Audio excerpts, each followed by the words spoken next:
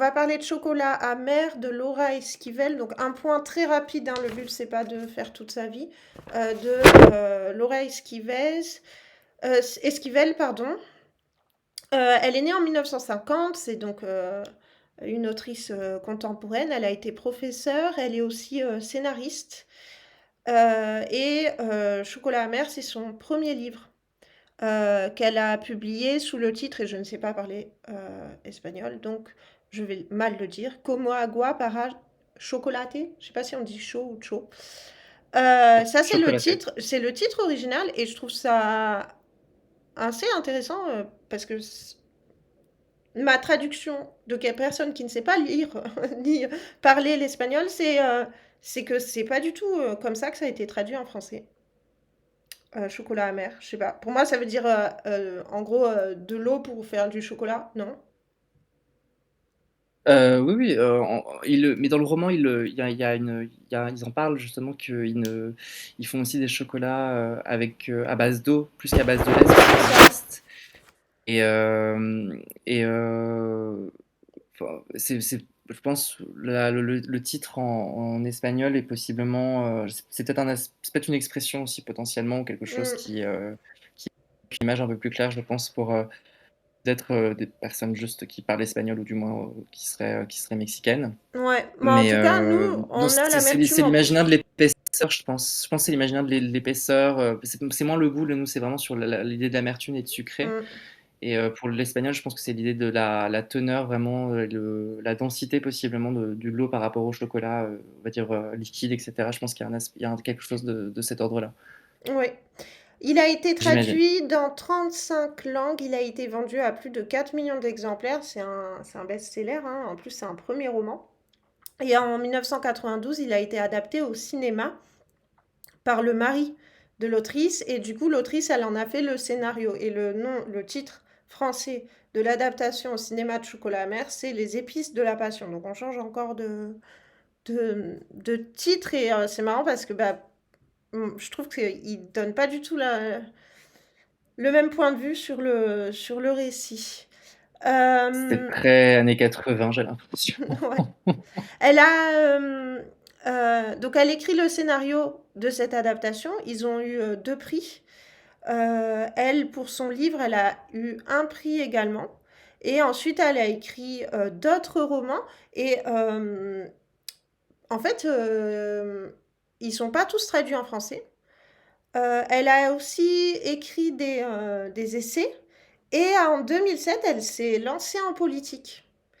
Et elle est devenue plus tard, hein, entre 2015 et 2018, elle est devenue députée du nouveau parti à l'époque, qui est le parti Morena, qui est un parti de gauche au Mexique, et qui La a bonne eu, gauche.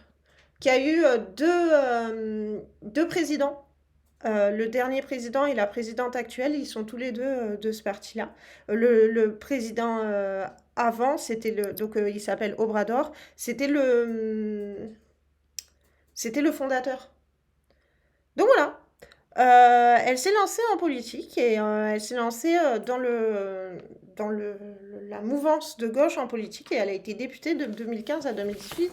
J'ai trouvé ça intéressant parce que justement, moi personnellement, pour Ça coule de source, j'ai fait un point avec bah, le contexte historique dans lequel elle a placé son récit, qui est la révolution mexicaine, et donc il y a deux, trois infos politiques qui sont intéressantes. Et voilà, pour présenter l'autrice, je pense qu'il n'y a pas besoin d'en dire plus. Si ce n'est insister sur le fait que c'était son premier roman. Et moi, je trouve quand même globalement que pour un premier roman, c'est franchement, c'est une réussite, même si on va voir, tout est pas toujours positif.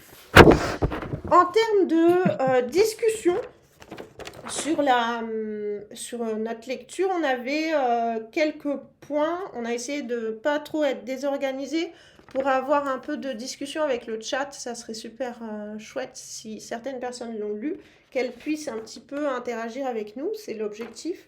Donc en gros, on a essayé de faire des points sur le fait que c'est un récit qu'on a dit gris, c'est-à-dire par le traitement des personnages et justement le fond politique. C'est un récit qui est basé sur la tension entre manque et satiété. J'ai fait dans ce point-là, j'ai intégré un sous-point, on va dire, qui est un peu la différence de traitement des personnages selon leur genre. En gros, les hommes, euh, ce à quoi ils sont ce par quoi ils sont caractérisés, les femmes. Et enfin, un point sur l'écriture en elle-même et le genre dans lequel on se place. Donc, pour commencer, c'est un récit gris tant dans les personnages que pour le fond politique. Et donc ça, c'est un point que Albatanor, toi, tu avais proposé. Donc je te laisse dire ce que tu entends par là.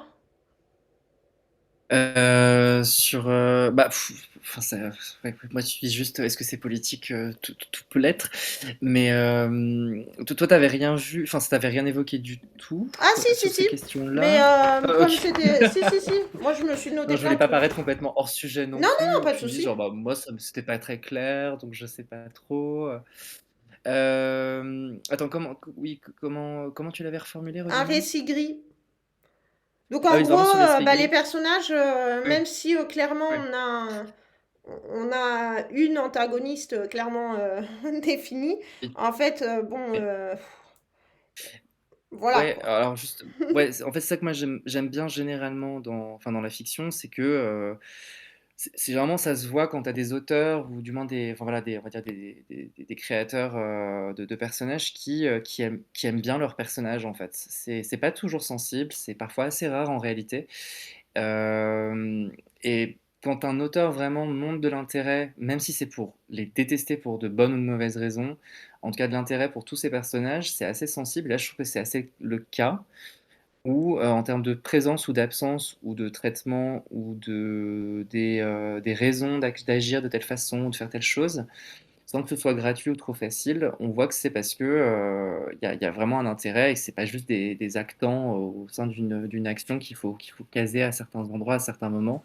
Donc je trouve il y a de la compréhension et vraiment de la tendresse même pour certains personnages qui peuvent même parfois être parfois terribles ou que nous on peut ne pas aimer en tant que lecteur parce qu'on nous amène quand même à pas les aimer. Mais et ça, je trouve ça extrêmement chouette, même si effectivement il y a des systèmes, même s'il y a il y a quand même des messages qui sont transverses par ces personnages ou pour la société ou pour l'époque pour laquelle ils sont parlants entre guillemets. Et ça, je trouvais que c'était. Alors j'ai rien lu d'elle entre temps pour préparer l'émission parce que j'ai pas eu le temps, mais donc je sais pas à quel point ça se retrouve. Mais en tout cas, pour un premier roman déjà, je trouve que ça pose un système de personnages assez solide. Enfin, c'est hyper important en réalité. Et on oublie que en réalité, bon, bah, ça fonde normalement un système romanesque quand même. Donc j'étais assez impressionné en me disant, bah, pour un premier roman, ça fonctionne très très très bien et on comprend tout et ça suit bien et les interactions mêlent bien l'action et mènent bien l'action. Et donc j'ai dit chapeau la petite. Ouais. Après, c'est vrai que les personnages sont, même si voilà, on voit clairement qui est l'antagoniste, etc. Ils sont tous plus ou moins problématiques. Enfin, moi, personnellement, le personnage de Pedro, il m'a vraiment fatiguée. Oui. Et Et on n'a pas euh, résumé le roman, tu veux pas faire un synopsis avant peut-être? Vous euh, l'avez fait peut-être ouais, pour vas-y, Singuer sa bah, bourse, c'est je mieux. te laisse faire si tu veux, ouais. Oui, non, c'est juste que j'oublie qu'on l'a pas fait, ça peut peut-être être mieux quand même. Pour le dire rapidement, on a un livre qui est scandé en 12 mois, pas sur une année. Ça vous donne un petit peu quand même la trame de lecture, avec une recette de cuisine qui va, on va dire, ouvrir et traverser chaque chapitre et un peu guider globalement l'action des personnages qui sont une famille, enfin, qui ne rassemble qu'une mère et ses trois filles, et des serviteurs, et enfin voilà, un fond quand même voilà, de personnes de maison et enfin, de paysans, vu que c'est une terre agricole où ils ont quand même de la main-d'œuvre sur place. Et donc on sait que le père est mort à la naissance de la dernière fille, qui s'appelle Tita, qui est globalement la protagoniste que l'on va suivre. Et c'est d'elle dont on a le point de vue global sur les événements. Et on va voir un tout petit peu leur enfance, et après elles sont dans l'adolescence, et elle est folle amoureuse d'un jeune garçon qui a priori aussi de bonne famille. Donc on est au Mexique, au début du fin 19e, début 20e, au moment de la Révolution.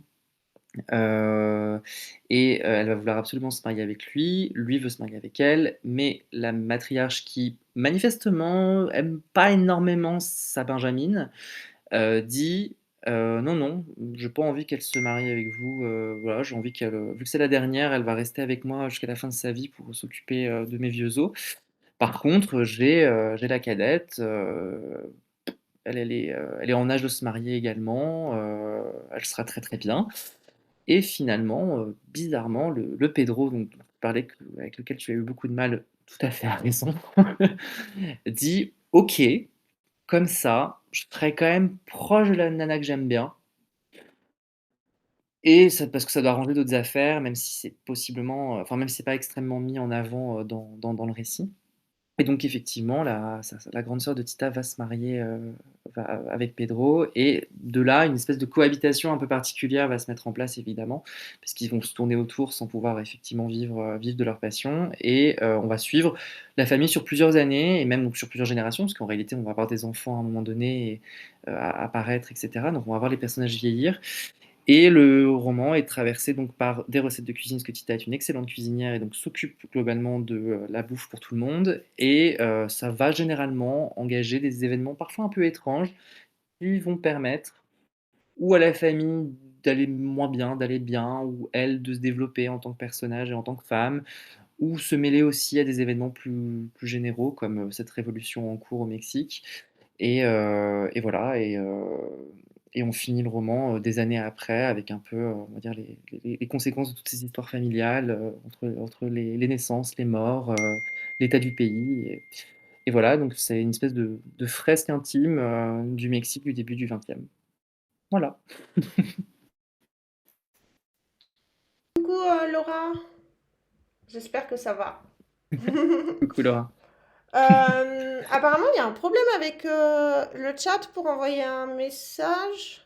Et il y a mon micro qui Ah fait trop de bon. bruit parce que il capte les sons du dehors. Et du coup, je vais peut-être baisser mon micro. Je sais pas ce qui vaut mieux. D'ailleurs, Laura, je vais profiter que tu sois là. Euh, Et coucou Reine Guérande, j'espère que ça va, que tu as survécu à ton lundi, quel qu'il soit. Alors, tu nous entends bien tous les deux, super. Je me Et suis surtout, un peu, en bien. fait, j'ai défait les réglages que j'avais fait pour me rabaisser, on va dire. Le truc, c'est que apparemment, on entend pas mal les bruits de fond, alors que j'ai acheté un micro exprès. Mais on va voir. Vous me dites si ça vous gêne trop. Je pense que ouais, c'est mon micro. Edgehock disait il y a un bruit de fond gênant. Au pire des cas, si vous voulez, si on entend trop mon bruit de fond à moi, je peux mettre le fond sonore qui permettra peut-être de cacher ce problème-là. Vous me dites. Et Ah, oui, parce que je apparemment, me ça suis coupé le allait assez micro bien, le oui. temps que Albatanor parle, suite à ton message. Ah. Comme ça, je suis sûre que ouais, c'est mon micro le problème. Super. Là, pour le coup, pour le moment, moi, enfin, moi, de mon côté, ça va. J'entends rien venant de chez toi qui serait parasite. Ouais, et ouais, mais t'entends pas tout à fait la même chose comme on passe par Discord. En fait, ce que toi t'entends et ce que Hmm. moi j'entends, c'est pas ce qu'on entend sur Twitch. Et c'est pour ça que c'est un peu galère. Mais Prenant, mais bon, vous me dites si jamais le bruit de fond revient de manière trop désagréable. J'essaierai de mettre le fond sonore pour voir si ça cache. Mais ouais, je pense qu'il y a des bruits extérieurs qui peuvent nous gêner. Et donc oui, bah, justement dans le petit résumé que tu fais, bah, il y a le choix de Pedro qui en gros dit, je peux pas épouser celle-là, je vais prendre l'autre, au moins je serai proche de la sœur que j'aime. Et en fait, moi, il y a un truc qui m'a un peu rendu perplexe. C'est que en fait, on reprend donc en gros, pour dire les prénoms, il y a Tita, qui en gros est Mmh. amoureuse de Pedro, Pedro qui la demande en mariage. La mère qui dit non parce que la mère est un personnage tyrannique, parce qu'elle a décidé que sa fille la plus jeune doit l'aider dans sa vieillesse, donc elle doit pas se marier, et c'est la tradition. Et elle dit non, et elle propose son autre fille qui s'appelle Rosoria, et le gars dit oui, et en fait, Rosoria, on va lui reprocher d'avoir, en gros, volé le fiancé de Tita. Et t'es là, mais en fait, c'est le personnage qui a la vie la plus triste. Même si la vie de Tita est triste, enfin, moi, je trouve ça fou qu'on lui reproche. C'est un mariage arrangé, elle n'a pas le choix. Et quand même Tita lui dit, mais en fait j'étais amoureuse de... elle lui dit pas comme ça, mais moi je l'ai vraiment lu comme ça en mode, eh, mais j'étais amoureuse de lui avant toi, machin. Mais non, elle subit la décision unilatérale d'un homme qui est violente et pour la femme qu'il aime et en fait pour l'autre femme. Mmh. Il décide consciemment d'enchaîner une femme à lui sans l'aimer et sans vouloir l'aimer. Et voilà, il la condamne et sa vie est horrible. Et en plus de ça, il faut absolument qu'elle ait des problèmes de digestion. Donc t'es là, mais non, mais y a rien qui va, quoi. Elle n'est pas aidée malgré tout. Ah, alors, ça y est, bonjour Méridienne du Jardin.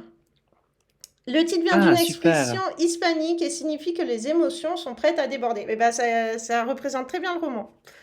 Effectivement, Très bien. C'est vrai c'est que c'est vraiment plus clair, comme là-dessus. ça. Cool. Et bravo pour avoir réussi à écrire dans le chat. Bien, un premier Euh, message de qualité. oui.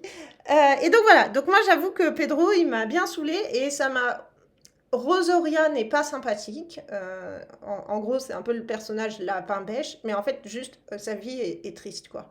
Et du coup, tout le passage où elles vont un peu se crêper le chignon sur bah oui, mais lui, moi je l'aimais avant toi, machin, j'ai pas trop aimé parce que les seuls qui étaient capables de prendre une décision, à eux, on leur demande pas de rendre des comptes. Et Pedro ne lui demande jamais de rendre des comptes.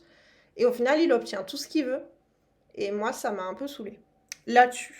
Oui, après, bon, tu vois, c'est un mec et c'est un mec dans un contexte particulier aussi, mais en fait, ce qu'il faut remettre en contexte, c'est que je sais plus, dans mon souvenir, ça arrive, dans le roman, elle a déjà tombé enceinte, il y a déjà eu quelques années qui sont passées par rapport au tout début du roman, enfin quelques années, pas énormément, mais en fait aussi, moi, en le lisant au début, j'avais un peu cette impression et après je me suis rappelé que, malgré tout, ces personnages-là ont maximum 18 ans, donc ça reste des foutus adolescents qui peuvent être un peu fleur bleue aussi et un peu débiles et un peu à déborder aussi quand même de, on va dire, de beaucoup de choses. Parce que, l'air de rien, même si la temporalité, on nous explique que parfois il y a du temps qui a pu se passer entre un chapitre et un autre, c'est pas non plus énormément le cas et c'est pas sur 50 ans, mais quand même un petit peu de temps qui peut se passer entre deux scènes. Euh, Ça reste des foutus adolescents qui sont et qui vivent sous la matriarche et à la maison et dans un petit village et qui ont aucune ouverture potentielle sur pas mal de choses et même juste pour s'exprimer entre guillemets ils étouffent un peu dans la maison, ils étouffent dans la propriété et ils étouffent globalement dans le petit village aussi. Donc c'est pas aussi il n'y a pas un imaginaire aussi fermé et clos et perdu que dans genre 100 ans de solitude par exemple, mais on a un peu quand même dans cet imaginaire là aussi vraiment très un peu reculé quand même de la campagne et ils ont 15 16 ans et ils ont peu d'occasions vraiment de s'amuser et de se découvrir et de faire des choses et de vivre des trucs. Surtout parce que s'ils vont un peu trop loin, bon, a priori, il y a des gens qui peuvent leur tirer dessus, quoi. Ah oui, ouais, ouais. C'est en plein Vu les contexte combats de qu'il y a, la révolution voilà, mexicaine. vu les combats. Donc ça m'a un petit peu refait revenir en arrière en me disant genre: «OK, on n'oublie pas que c'est pas des adolescents d'aujourd'hui, mais ça reste des adolescents». Donc il faut aussi comprendre un peu ça, que, bah, ils sont très jeunes et ils ont pu et c'est normal, en fait. Donc, OK, passons. On a été stupides comme ça à 15 ans et possiblement même à 20, donc je vais pas leur faire la leçon. Oui, et il y a aussi le côté, enfin pour moi c'est clairement un conte et donc en fait les personnages ils Ouais, représentent aussi, plus un statut et bien sûr. plutôt qu'une personnalité individuelle. Mais c'est vrai que là-dessus, moi, j'étais là, OK. Le 2e truc comme ça, je dis les trucs, un peu Mmh. la deuxième chose où je me suis dit, bah, je suis un peu déçue, du personnage quoi, plus que du récit en lui-même, mais en fait, Tita, heu, elle se rebelle jamais, en fait. En fait, on nous la vend un peu comme une féministe et tout, mais au final, elle dit, «Je me libère de ma mère», le lendemain, littéralement, elle est à son chevet. En fait, au final, elle fait ce à quoi elle était destinée et ce contre quoi elle a essayé de se battre, ce qu'elle a essayé de dénoncer en tombant amoureuse, machin. Mais en fait, bah, au final, elle a fait ce que sa mère attendait d'elle. Elle s'occupait d'elle sur la fin. Son premier amour, ça sera l'amour de sa vie, envers et contre tous. Enfin, franchement, au final, t'es là, bah, elle a pas beaucoup évolué, hein. Et d'ailleurs, le premier Hem amour et le seul réel, on le trouve dans toutes les situations, parce que bien évidemment, quand on creuse un peu, on va se rendre compte que chaque personnage féminin a eu un amour, va avoir un amour, etc. Et à chaque fois, bah, Gertrudis qui s'en va, bah, au final, elle finit mariée avec le premier homme qu'elle a rencontré. Sa mère, en fait, c'était aussi le premier. Et il a fallu que le premier meure pour que sa mère vive la suite de sa vie. Enfin, en fait, elles sont toutes un peu. Elles dépassent pas le stade numéro un, quoi. Donc, il y a Ah, un côté Tita veut se rebeller, et en même temps, à travers le personnage de sa nièce, tu te rends compte que c'est à la génération suivante que cette injonction de t'es la dernière fille ou t'es la fille unique et donc tu vas t'occuper de ta mère et donc tu n'auras pas le droit de te marier et de créer ta propre famille, etc. En fait, c'est pas euh, sur le personnage de Tita que ça se résout, mais sur la génération suivante avec sa nièce. oui et Laura là met en avant aussi un truc assez intéressant sur, Tchencha qui est, la servante Ouais, qui est violée à un moment donné, ce qui est traité complètement par-dessus la jambe, c'est vrai et qui est «sauvée» entre guillemets, citation à l'appui, par son premier amour, effectivement. C'est vrai que ça se enfin la question des gens de maison est c'est un peu genre ça fait un peu très didascalie au théâtre de ça rentre et ça sort de scène un peu rapidement, hem, le côté, mais le viol de la servante, c'est un «Oh mince, elle est violée. Oh mince, elle est fatiguée, elle va pas pouvoir s'occuper des invités». ouais, Moi, il va peut-être je l'ai falloir vu qu'elle aille à la vraiment comme un campagne. mépris de classe. Vraiment comme, Oui, bah, mais il y a un elle peu est pas il y a un très peu ça. importante non plus, quoi. Mais c'est ça aussi, enfin, l'air de rien, c'est ça qui rendait donc justement les personnages aussi très gris, c'est que ils sont là sans être là, mais le personnel de maison reste du personnel de maison, et Mmh. donc avec les traitements et avec les considérations qu'il peut y avoir de la part des personnages, même Tita, qui est une espèce de Cendrillon du 19e, hein, il y a un côté un Ouais. petit peu comme ça avec ses deux sœurs qui sont pas méchantes avec elle, mais bon, qui globalement ont d'autres chemins qu'elle, et qui vont pas se rebeller contre leur mère non plus pour défendre la petite sœur, hein, pas vraiment, donc tout l'aspect conte aussi, où forcément c'est pas des longues intrications entre personnages, et cetera. On n'est pas non plus dans Les Hauts de Hurlevent, par exemple, ou je sais pas, dans Orgueil et Préjugés, mais alors déjà parce que c'est pas écrit à la même époque, mais il peut y avoir un fond quand on dit ça, sur une espèce d'histoire familiale et de qui est amoureux, qui est pas amoureux, qui subit un amour, qui subit, possiblement, des règles de société contre sa volonté et ses émotions. Mais il y a des choses comme ça qui ressortent quand même un petit peu sur, des différenciations, mais qui sont assez réelles aussi, clairement je pense de cette époque-là ou d'une société spécifique. Parce qu'en fait dans le roman, pour le coup, moi en plus j'ai vu la série qui a été faite dernièrement, qui est vraiment pas bonne, mais qui appuie d'autant plus certaines choses qu'on aurait pu critiquer du roman, mais en même temps qui en met en avant d'autres pour mieux peut-être faire comprendre certaines choses. C'est que moi en lisant le roman, j'avais pas forcément conscience d'à quel point elle pouvait potentiellement être de bonne famille et extrêmement riche, même si on sait que c'est des propriétaires terriens, donc ce qui est quand même pas rien, et que ils subissent la révolution sans la subir. Ouais. Donc c'est un peu particulier quand même. Donc tu te Et dis, il ok, manque jamais, en pleine révolution, il ne manque jamais ouais, de il manque jamais nourriture. vraiment. Il y a 2-3 moments où ils se disent: «Mince, on nous a pris tous nos poulets, mince, machin», mais en vrai, il Ouais, manque jamais de nourriture et ça, enfin, moi perso, ouais, je les voyais vraiment comme, la bourgeoisie, rurale. Moi, je les ai identifiés comme ouais, ça. il y a un côté comme ça, il y a un côté comme ça, peut-être un peu plus Bovary.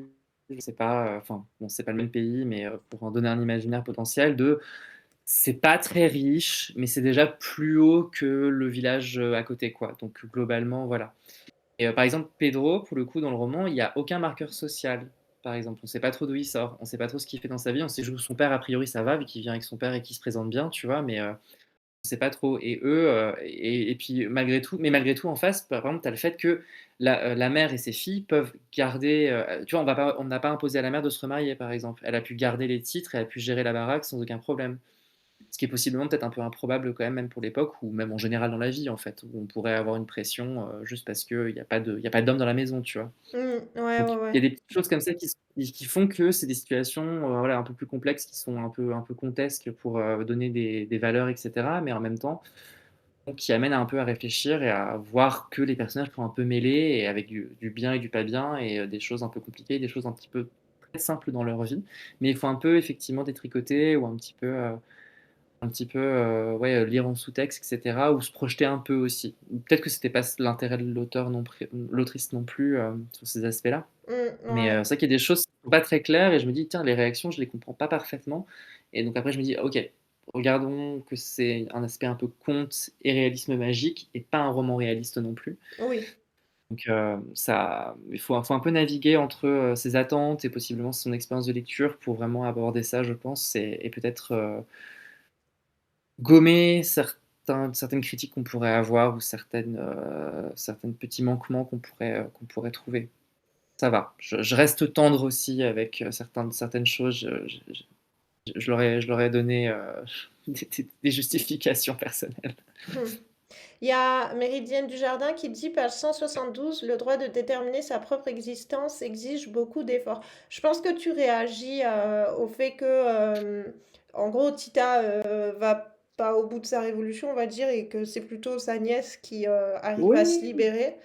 Moi aussi, je l'ai vu un peu, puis là pour le coup, je l'ai vu comme, bah oui, ça prend du temps, prendre conscience. En plus, on voit un peu l'effet générationnel aussi au moment où elle est chez John et où il y a elle voit la grand-mère de John qui est reléguée dans un coin. Enfin, il y a un côté un peu transmission générationnelle que vient renforcer le réalisme magique avec cette oui, histoire de dons culinaires qu'on peut transmettre de l'une à l'autre. Puis je trouve aussi que c'est toujours l'univers du réalisme magique. Et c'est pour ça aussi que souvent, moi, je confonds avec le genre du conte, c'est que les personnages sont souvent prédestinés. Euh, oui, et du coup, il y a un côté très fataliste et un côté... on sait qu'on pendant 200 pages, on va lire leur combat contre leur prédestination et qu'au final, bah, leur destinée va s'abattre sur eux, même s'ils ont tout tenté. Il y a un peu ce côté-là. Donc moi, enfin, ça m'a pas gêné de me dire, ben, au final, elle va pas au bout de sa démarche, mais en même temps, j'avoue que moi, enfin, le choix que je comprends le moins, c'est quand elle retourne auprès de sa mère. Oh, je suis une fille horrible, hein, parce que le choix que je comprends moins, c'est oui, qu'elle non, elle fasse attention à sa maman quand même. mais Mais c'est une, à c'est au moment où elle arrive à se libérer et où elle est pas dans une, elle a en fait les moments où elle a tous les choix. À chaque fois, elle fait le choix numéro un de son histoire. Et en fait, il y a aussi ce côté, elle sort pas de sa ferme, sauf quand elle va chez John, mais ce n'est pas elle qui a décidé. Euh, et en fait, elle sort pas. Et au moment où justement Rosoria lui dit, en fait, c'est chez moi, c'est moi qui ai hérité, c'est moi, mon mari, mon enfant. Toi, t'es là, tu fais la cuisine, mais en fait, entre guillemets, tes personnes, tu pourrais t'en aller directement. Et tu te dis, mais en fait, elle est libre. À partir du moment où sa oui, mère, qui était maltraitante et qui mais avait le pouvoir, à partir du moment où elle est morte, elle est libre. Alors, ok, c'est l'époque, ok, il y a la révolution et tout, mais elle avait des choix possibles. Et moi, oui, j'avoue mais que les choix qu'elle a pris, c'est pas les choix. Je lui souhaitais de meilleurs choix, selon moi. bien sûr, mais de même, mais c'est parce que je pense que le sang de tes ancêtres, bat là, dans ton discours en mode, on renverse les tables et on fait ce qu'on veut. Mais, de mon point de vue, enfin, c'est un peu facile, mais je me dirais qu'il y a, forcément, on aurait envie que, tout soit balancé, que, très rapidement, elles foutent le feu à la baraque et elles s'en aillent et je sais pas et que, je sais pas, Pedro lui dise, «On s'en fout, il y a pas de divorce, mais on s'en fiche, on s'enfuit et on vit d'amour et d'eau fraîche».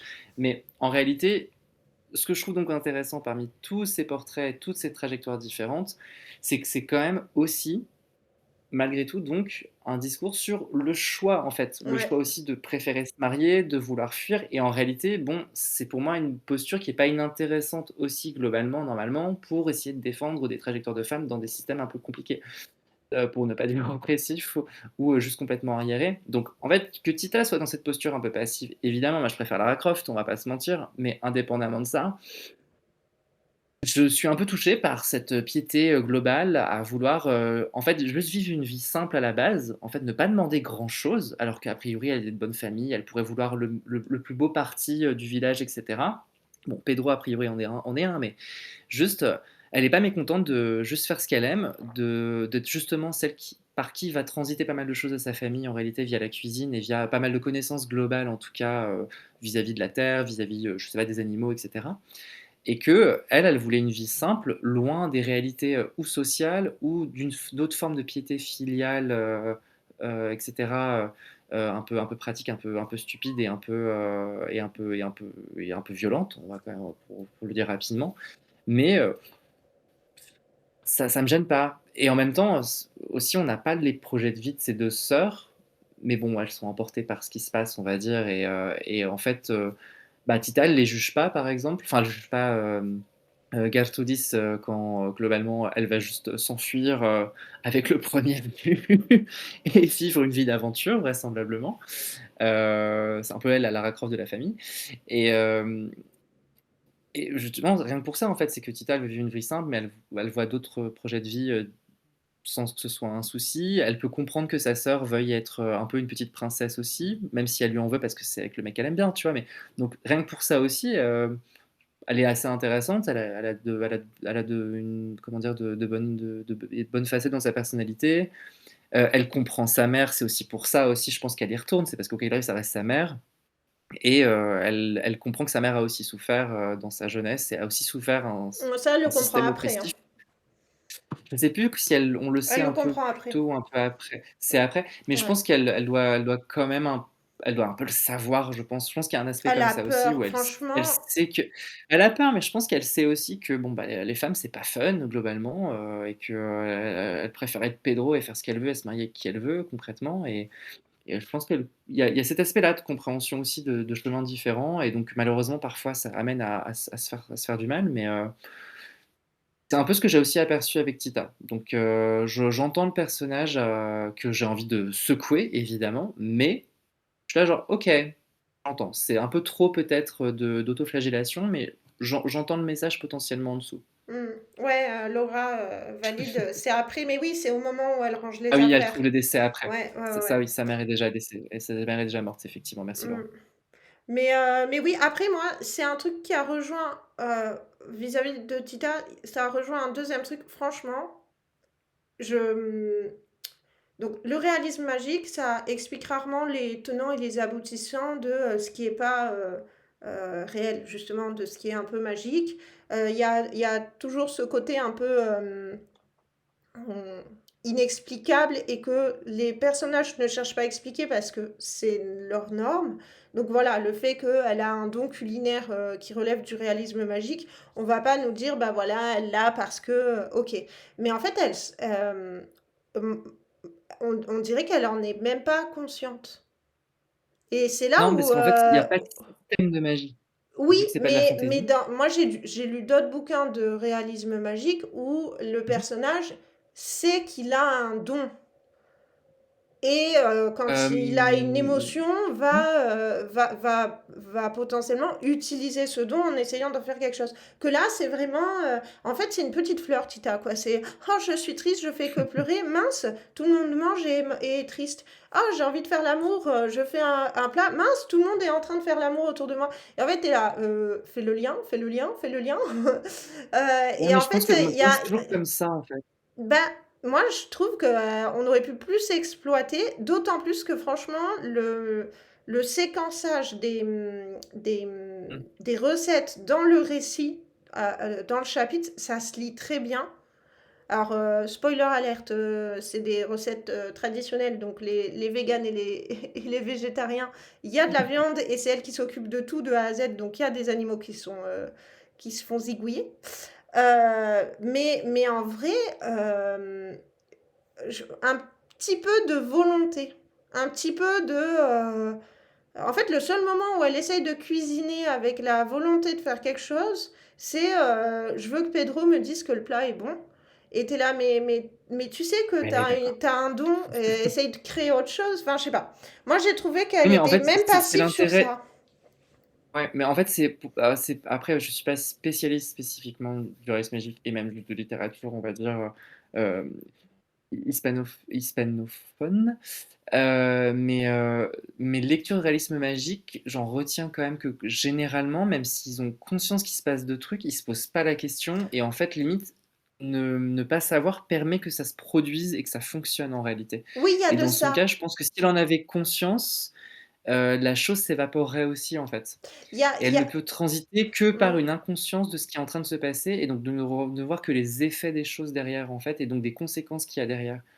Il y a de ça, mais dans le Au cinéma, c'est réalisme. pareil. T'as pas d'explication généralement et tu as juste une scène un peu improbable qui est peut-être pour le spectateur, mais qui apparaît dans la diégèse, qui va pas être explicitée, mais qui va être ressentie en tout cas par les personnages et qui va jouer sur leurs interactions, sur un dialogue ou sur la suite des événements en fait. Mais on va pas questionner la chose du tout. Mais sans Enfin, aller jusqu'à questionner quand même. questionner, parce que ça, je suis d'accord avec toi, dans le réalisme magique, on n'explicite pas et il y a ce côté bah, un peu conte qui fait, en Mhm. fait, on fait comme si c'était normal, mais le personnage, il en a conscience et son entourage aussi. Et là, tu as l'impression que pas vraiment, alors qu'il y a certaines scènes qui se répètent un peu quand même. Mais bon. Mais ça nous permet d'aller sur le point suivant qui est la tension entre manque et satiété, vu qu'on parle de justement du côté un peu recette du récit qui était assez sympa. En plus, franchement, il y avait des recettes bah, traditionnelles et pas que hispaniques. Donc franchement, c'était intéressant. À chaque fois, c'est du sucré salé. Enfin, moi, j'ai eu l'impression qu'à chaque fois, si je goûtais, ça serait assez sucré. Donc c'est pareil, c'était pas mal. Et donc toi, tu disais, il y a une tension. En fait, le livre, le récit, à chaque fois, oppose le manque et la satiété. Et c'est vrai qu'on le retrouve dans la gestion des émotions. Mm. C'est vrai qu'on le retrouve en fait un peu partout. C'est un peu un fil conducteur. Ouais, du plein et du vide globalement et l'idée de voilà de débordement ou de remplir ou quoi que ce soit. Enfin, ça guide absolument tout effectivement. Sur les situations, sur les descriptions de personnages, enfin, c'est globalement un roman de fin, on va pas se mentir, donc c'est assez clair. Mais c'est vrai que ça, enfin, en faisant un petit retour sur la lecture après l'avoir fini, je me dis ah effectivement ça traverse quand même globalement tout, absolument tout. La peur du manque, la peur d'avoir loupé quelque chose, le fait d'avoir loupé possiblement des choses plus tôt dans sa vie, le fait d'avoir loupé le coche, le fait de ne pas avoir fait assez de réserve, le fait de ne pas avoir assez bien cuisiné. Enfin, Mm. il y a, c'est vraiment, ouais, c'est un roman de fin, je trouve, globalement, que ce soit de la chair, que ce soit les sentiments, que ce soit les émotions, que ce soit le devoir. Enfin, voilà, il y a toujours un truc comme ça d'appétence et d'avoir fait assez, d'avoir fait trop, de ne pas avoir fait assez. Et donc, ça fonctionne toujours très très bien pour mener des actions, tu vois. Mais là, effectivement, c'est un fil tenu qui touche plein d'aspects et donc qui rend je trouve, qui en fait une palette assez intéressante et qui rend donc l'ouvrage assez riche, en tout cas. Ouais, et puis Même s'il y même, a des répétitions, comme tu le dis, qui peuvent marquer si on lit d'une traite. Mais ça m'a pas gêné, moi, pour le coup. Je les cours, ça m'a pas gêné. J'ai pas vu ça comme des redites pour faire des pages, tu vois. oui, oui, oui. Et puis il y a, enfin, il y a quand même deux scènes où clairement enfin, il y a aussi le gavage qui revient, la Mm, scène du bébé, de l'oisillon et tout, qui mettent mal à l'aise et en même temps où tu te dis bah en fait c'est vrai qu'on a Tita, elle a été réduite au rôle de cuisine et à l'espace de la cuisine et en fait ouais elle connaît que le avant et le après le repas. Je sais pas, le côté un peu manque satiété, il y a un peu de ça. C'est en fait sa journée, c'est je prépare le repas et je défais le repas. Et en fait, Ouais, il s'est remis en avant avec les servantes après quand il y a des révolutionnaires qui sont dans la baraque et qu'elle doit faire juste la cuisine toute la journée et la vaisselle. c'est ça. Et en fait, du coup, bah, par rapport, au bébé ou même à l'oisillon, elle sait pas s'arrêter, quoi. Et c'est vrai que non, Non, moi, j'ai c'est trouvé vrai. que c'était que tu avais bien raison d'insister, là-dessus, sur, il y a une tension manque-satiété et même d'un point de vue, bah, des émotions des personnages et de leurs relations les uns aux autres. En fait, il y a rien qui est équilibré entre eux. Heu, ouais, du coup, voilà. Donc, je trouvais que c'était bien bien trouvé et il y avait un peu un côté aussi, bah, très genré vu que, ça Mmh. représente le début du XXe siècle. On est, dans la campagne, on est dans une famille où il y a que des femmes, donc les hommes, c'est forcément des extérieurs, et du coup, oui, il y a un côté, un clan de femmes et les hommes qui, quand ils sont là, en fait, rebouge les positions et les places de chacune. Parce que Ouais. toi, tu disais, en fait, les hommes, ils sont uniquement mis en mouvement par le désir de possession face aux femmes qui agissent. Moi, j'ai plutôt eu l'impression que les hommes, c'était vraiment l'intrusion qui remettait en question la place de chacune. Donc, Pedro, il remet en question la place de la mère et la relation mère-fille. John, il Mmh. va remettre en question la place de Tita en tant que, on va dire, fiancée, enfin, ouais, fiancée quittée, on va dire. Enfin, moi, j'ai plus eu l'impression qu'en fait, les hommes, ils gravitent autour de ce clan de femmes. Et d'ailleurs, Oui, non, clairement. quand la mère meurt et en fait, assez naturellement, Rosoria, elle va reprendre un peu sa statue. Sa stature, je sais pas comment on dit. Elle va C'est sûr. reprendre un peu sa place et elle va reproduire un peu les choses. Et du coup, ouais, moi, pour moi, les hommes, en fait, j'ai l'impression que les hommes, ils sont là parce il faut un scénario. Mais j'ai pas l'impression que ce soit un sujet trop traité non plus par l'autrice. Moi, pour moi, elle parle vraiment des femmes et du clan, de ce clan de femmes. Oui, non, je suis entièrement d'accord. Quoi qu'il arrive, tu vois bien, en termes de même en termes de présence, on va pas à l'écran, mais dans les pages, d'action, enfin, ou sur les dialogues et tout, enfin, déjà, ils sont moins nombreux Mm. et quoi qu'il arrive, ils sont moins présents. Mais c'est juste que, en termes de ce que tu en retiens on va dire, des fiches personnages que tu te figures, effectivement, généralement, bah, enfin, Pedro, il est uniquement mû, par, le fait d'être proche de Tita d'une manière ou d'une autre et de réussir à arriver à ses fins comme il peut, comme une espèce de jeune premier, mais slash un peu quand même agresseur chelou, du moins d'un point de vue systémique, de je vais me marier avec une autre pour être proche, donc c'est quand même un peu tordu. Et John est un peu l'opposé, où je pense qu'il est clairement amoureux de Tita. C'est un médecin, il est américain, il vient de l'extérieur aussi. Mm. Il est un peu plus âgé, il a déjà été marié, enfin il est veuf en l'occurrence, il est papa, a priori c'est pas un mauvais papa, enfin c'est plutôt une figure positive globalement, il lui Ouais, laisse le choix, il la sauve globalement de l'asile, donc, oui. enfin il est ouvert à toutes ses connaissances et à toute sa culture, au fait que bon bah en réalité il est médecin, mais il serait bien content d'avoir parfois aussi des remèdes de grand-mère qui font aussi bien que des antibiotiques, notamment parce que je pense que c'est potentiellement galère juste de faire son travail dans de bonnes conditions là où il est avec en tout cas ses connaissances et ses moyens.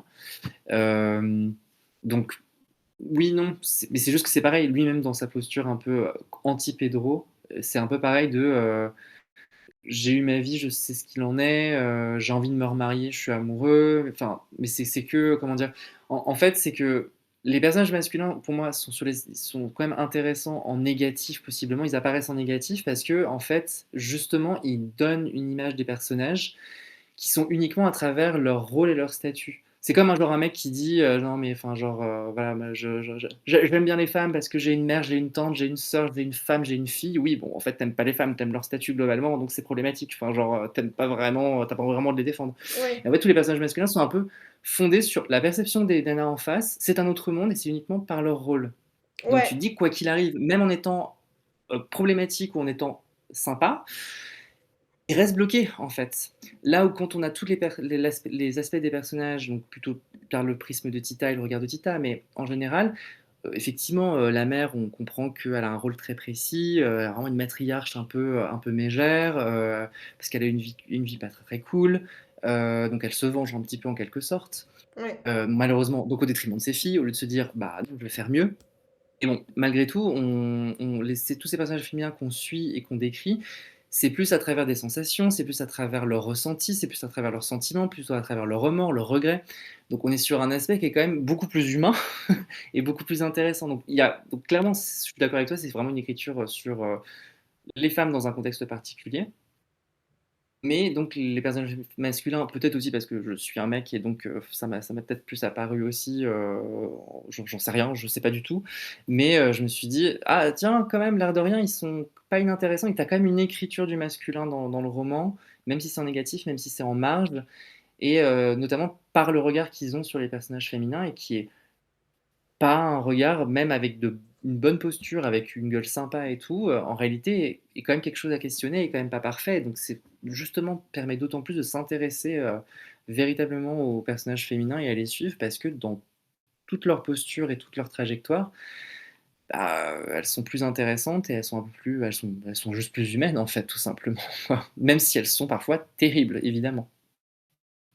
ouais, ouais, ouais. Et mais c'est vrai que, il y a aussi ce côté, conte qui fait que, les personnages jouent un rôle. Enfin, il y a le rôle de la matriarche, le rôle de l'aidante, le Ouais. rôle de la servante, c'est la vieille, célibataire ou la jeune mais qui a été violée, la ronne de l'aîné qui va vivre des aventures. Après, j'ai trouvé ça. En fait, j'ai préféré en rigoler, mais le côté. Bon, elle a mangé un truc trop aphrodisiaque. Elle s'en va. Elle s'en va complètement nue avec le premier qu'elle a vu. Euh, je plains le cheval. Je me suis dit pourquoi cette scène, pauvre cheval. Et On après partit du principe elle qu'ils étaient atterrit. très fins. Ouais. Après elle atterrit dans un bordel et en fait à ce moment-là, Tita le sait pas et Tita s'imagine qu'elle est libre. Et en fait, bah, elle est dans un bordel, donc c'est pas vraiment ça.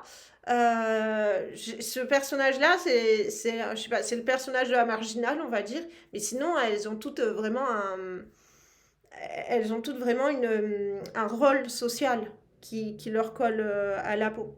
Mais du coup, c'est vrai que ouais, je suis d'accord avec toi, les personnages masculins, ils sont beaucoup moins humanisés. Il y a que, en fait, le seul moment où il y a vraiment une émotion, c'est pour Pedro et c'est la jalousie, je pense. Oui, ça, on voit bien à quel point il est mal à l'aise à la moindre obstacle et qui réagit comme un enfant dès qu'il y a quelque chose qui va pas dans son sens. Ouais, Oui, oui, ouais. clairement. Et Ça, après, évidemment.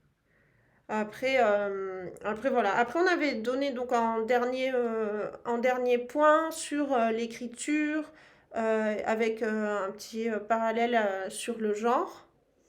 Donc toi, tu trouvais que l'écriture, elle était quand même assez actuelle et donc tu l'as déjà dit, hein, mais tu faisais le parallèle avec d'autres récits. Oui, parce que vu que j'aime, enfin moi vraiment, je suis, parmi dans ma bibliothèque idéale, parmi plein d'autres choses, hein, mais Léo de Hurlevent et Les Cent ans de solitude, c'est deux romans très importants pour moi. Orgueil et préjugés aussi, d'une certaine façon. Et, euh, et donc, je pense que ça a un peu conditionné aussi mon plaisir en retrouvant des petites choses sur l'idée d'une famille, l'idée un peu donc du réalisme magique pour Cent ans de solitude, des gens qui se croisent, des menaces extérieures, le fait de comment est-ce qu'on on gère ses problèmes intimes, ses problèmes familiaux, ses problèmes avec le village, ses problèmes avec la société, ses problèmes avec le monde. Euh, Elle est dans les lots d'Hurlevent, c'est que aussi, bon, bah, c'est globalement des situations un peu compliquées, des secrets de famille. Bon, il y a un peu de tout ça qui ressort un petit peu. Et des personnages aussi féminins, moi, que je trouve, quoi qu'il arrive, intéressants, même si parfois ils sont problématiques après une lecture un peu plus moderne ou contestable ou du moins discutable, etc. Ou même là où effectivement, bah, Tita, j'ai envie de la secouer, mais je la trouve quand même intéressante comme abord, même en tant que figure finalement repoussoir. En fermeture de lecture, tu peux te dire, bon, bah, alors Tita, c'est pas la vie que je veux mener, mais elle m'a fait me questionner et je peux avoir de la tendresse pour elle. Donc rien que ça, je trouve que c'est plutôt réussi. Et pour le truc genré, bah, oui, moi, c'est surtout, enfin, ça sort un petit peu de la chose, mais ça reste sur le gris et sur l'aspect genré. C'est que là, sur l'aspect plus global aussi, des postures sociales et politiques de chacun, c'est que ce que j'ai bien aimé justement, c'est qu'on n'a pas, mais c'est aussi, j'ai aussi écrit ça parce que j'ai encore une fois vu la série qui n'est pas bonne, c'est qu'on n'a pas les révolutionnaires qui sont super cool face au gouvernement qui est terrible. Et donc on a un imaginaire masculin qui est mêlé aussi et qui est gris avec des révolutionnaires qui peuvent aller piller des gens qui seraient d'accord avec eux, qui sans doute vont tuer et violer des civils.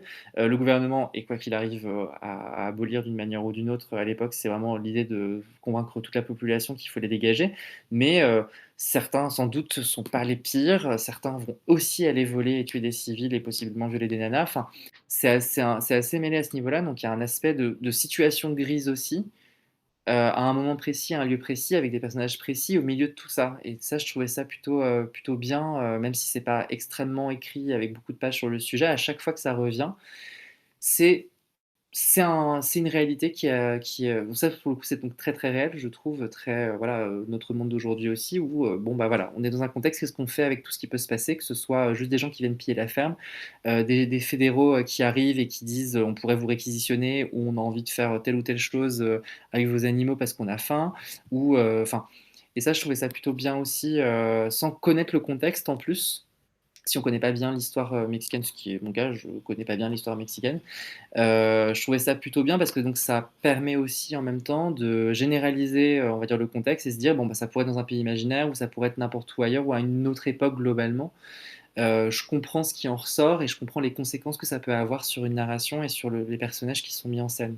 Bah, je pense que c'est clairement c'est l'objectif, c'est-à-dire on met des personnages qui sont en fait des statuts sociaux, familiaux. La trame de fond qui est historique, on sait que c'est la Révolution mexicaine. Au final, en fait, on n'en parle pas vraiment et Ouais. que ce soit les révolutionnaires ou les soldats du gouvernement, c'est juste qu'il y a des combats pas loin.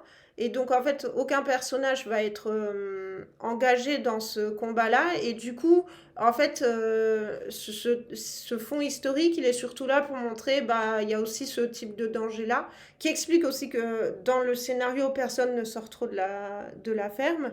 Mais c'est vrai que ça permet d'en faire un récit très général et très. Ben moi, franchement, ça, on tombe. Pour moi, on tombe plus dans le conte que dans la romance, hein. Et Ah oui, tant non, mieux d'ailleurs, parce que enfin, j'aime pas les moi je l'ai lu comme romances. ça. Ouais, ouais, ouais. Moi, je l'ai vraiment lu comme ça aussi. Et du coup, ce côté, les soldats, puis du coup, il y a tout le côté un peu fantasmé de.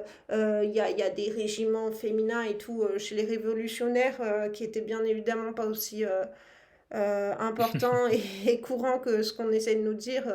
Voilà, il y a le côté, il y a aussi le soldat, la guerre qui est pas loin et ouais, qui crée l'ambiance, qui prend pas parti parce qu'en fait, on nous parle pas. En fait, moi, j'ai trouvé que ce qui nous situait le plus dans l'époque, c'était les références aux États-Unis. En fait, c'était les références à je l'ai Mmh, envoyé au Texas. Et les voilà, références c'est ce que j'allais dire, aussi c'est au que métissage. Y a, évidemment. ouais, mais moi j'ai trouvé que ça manquerait beaucoup plus dans l'époque que les combats révolutionnaires soldats. Euh, Franchement, c'était le côté. Il y avait aussi toute la question des personnes racisées avec l'histoire de la mère. Et du coup, ça m'a vachement plus ancré dans ah oui, je suis pas loin de la frontière, je suis côté Mexique, mais ça, c'était vachement plus concret que ouais, cette histoire de révolutionnaire, ça aurait pu être n'importe quel pays en fait.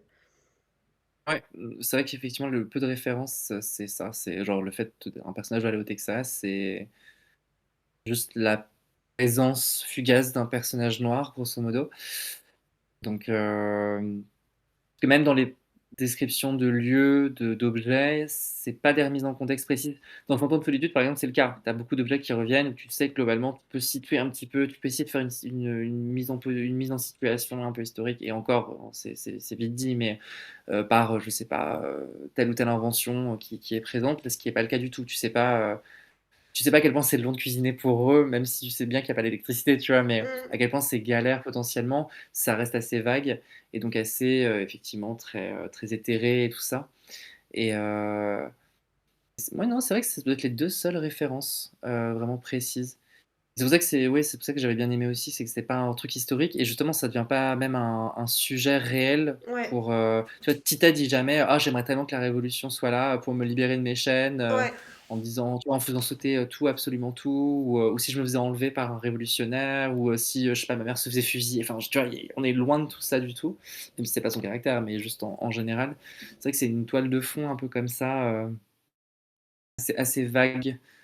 Après, je sais pas comment était peut être le ressenti malgré tout, pour le coup au Mexique sur, vis-à-vis du on va dire du contexte. S'il a été peut-être plus ressenti parce qu'il a pas besoin d'être complètement explicité pour eux, je me rends pas compte. Surtout, je me rends pas compte de toute la littérature, qui prend, on va dire, ce contexte, historique ou du moins cette période pour faire des romans, divers et variés. Mais, pour un lecteur effectivement qui n'est pas mexicain, ça rend curieux potentiellement, mais, c'est vrai qu'au moins c'est pas hermétique et c'est pas gratuit. Enfin, c'est pas trop facile en termes narratifs non plus, donc je trouvais ça bien. Je trouve que Mm. c'était une bonne façon de faire. Mm. Et du coup, globalement, tu recommandes ou pas? Oui, oui, oui. En fait, bah, pour découvrir le réalisme magique, alors ok, ça va très loin et très fort dans certaines situations, et notamment tout l'arc de fin est quand même assez grandiose. Ouais, l'arc de Donc on peut fin. être C'est là vrai qu'on n'en genre, a même pas fait un sujet, mais la fin! moi, je trouve que c'est pourquoi pas en fait. En fait, je le mettrais presque un peu au même niveau qu'une fin à la Roméo et Juliette où à l'époque c'était genre oh mon Dieu mais c'est complètement improbable cette fin chez Roméo et Juliette c'est Ah oui, c'est complètement fou la tu vois. descente du dieu dans le théâtre grec. Voilà. On a, Ouais on est et allé puis trop loin, bah on sait plus quoi faire, et un là dieu c'est arrive, c'est juste bon. moi je verrais ça un peu comme un espèce d'équivalent. Donc complètement improbable, mais pour notre époque, donc ils font un truc encore un peu plus grandiose que juste Roméo et Juliette entre guillemets. Donc pourquoi pas en fait, acceptons et faisons une espèce de je sais pas, d'épreuves cathartiques avec ces derniers paragraphes et se dire, je sais pas comment tu pourrais le figurer à l'écran, mais c'est pas grave, on s'en Bah, fiche, et c'est du coup, Disneyland, on y va quoi. t'as pas regardé. Si, Euh, j'ai regardé la série, et c'est pas la mais même la fin? série, bah non, mais la série n'est pas finie surtout parce qu'ils vont pas faire une saison de 6 ou 8 épisodes, ils D'accord. vont faire une saison 2 si ce n'est peut-être une saison 3 et c'est bien le problème. Mais du coup, euh, donc le film, tu l'as vu ou pas, Je toi? l'ai pas trouvé mal, j'ai pas Et pu le ouais. trouver malheureusement de manière pirate, s'il faut pas le dire. Donc je n'ai pas pu le voir, et même j'ai pas eu beaucoup de temps honnêtement, donc la série, j'ai fait un peu d'un coup en faisant autre chose en parallèle, parce que j'arrivais à suivre et tout quand même bien. Et pour la Et, série, le film, je l'ai pas trouvé de toute façon. Laura Esquivel, elle est intervenue ou pas? Donc elle est pas beaucoup intervenue. Ouais. En fait, moi, dès que j'ai vu le nom de Salma Hayek Pinault, j'ai fait ah ça part très très mal. Je sais pas si l'argent a été bien positionné. Parce que c'est surtout ça qui est vachement mis en avant, donc ça montre bien que c'est pas juste un nom parmi d'autres pour la production. Et après, je ne sais pas à qui elle était vraiment destinée, si elle rentre dans un contexte. C'est HBO, donc en Ok. fait, Et c'est récent donc. c'est sorti l'hiver dernier. Ah ouais, purée. La saison 2 vient de commencer, je crois, ou va commencer, un truc comme ça. Enfin, genre, ça a été assez rapide, ou alors c'était il y a un an, je sais plus. Mais c'est hyper récent en tout cas. Et en fait, je sais pas, peut-être que c'est destiné à un public qui est pas moi et à un public qui a l'habitude de peut-être juste un contexte de série mexicaine un peu romance, c'est possible Ouais, aussi, j'allais dire, mais mais ça va être de la romance du coup, ça. c'est drama, c'est tellement drama. Et donc, en fait, moi, je peux pas m'empêcher de rire. Enfin, dans ce contexte-là, je peux pas m'empêcher de rire parce que c'est extrapolé à fond.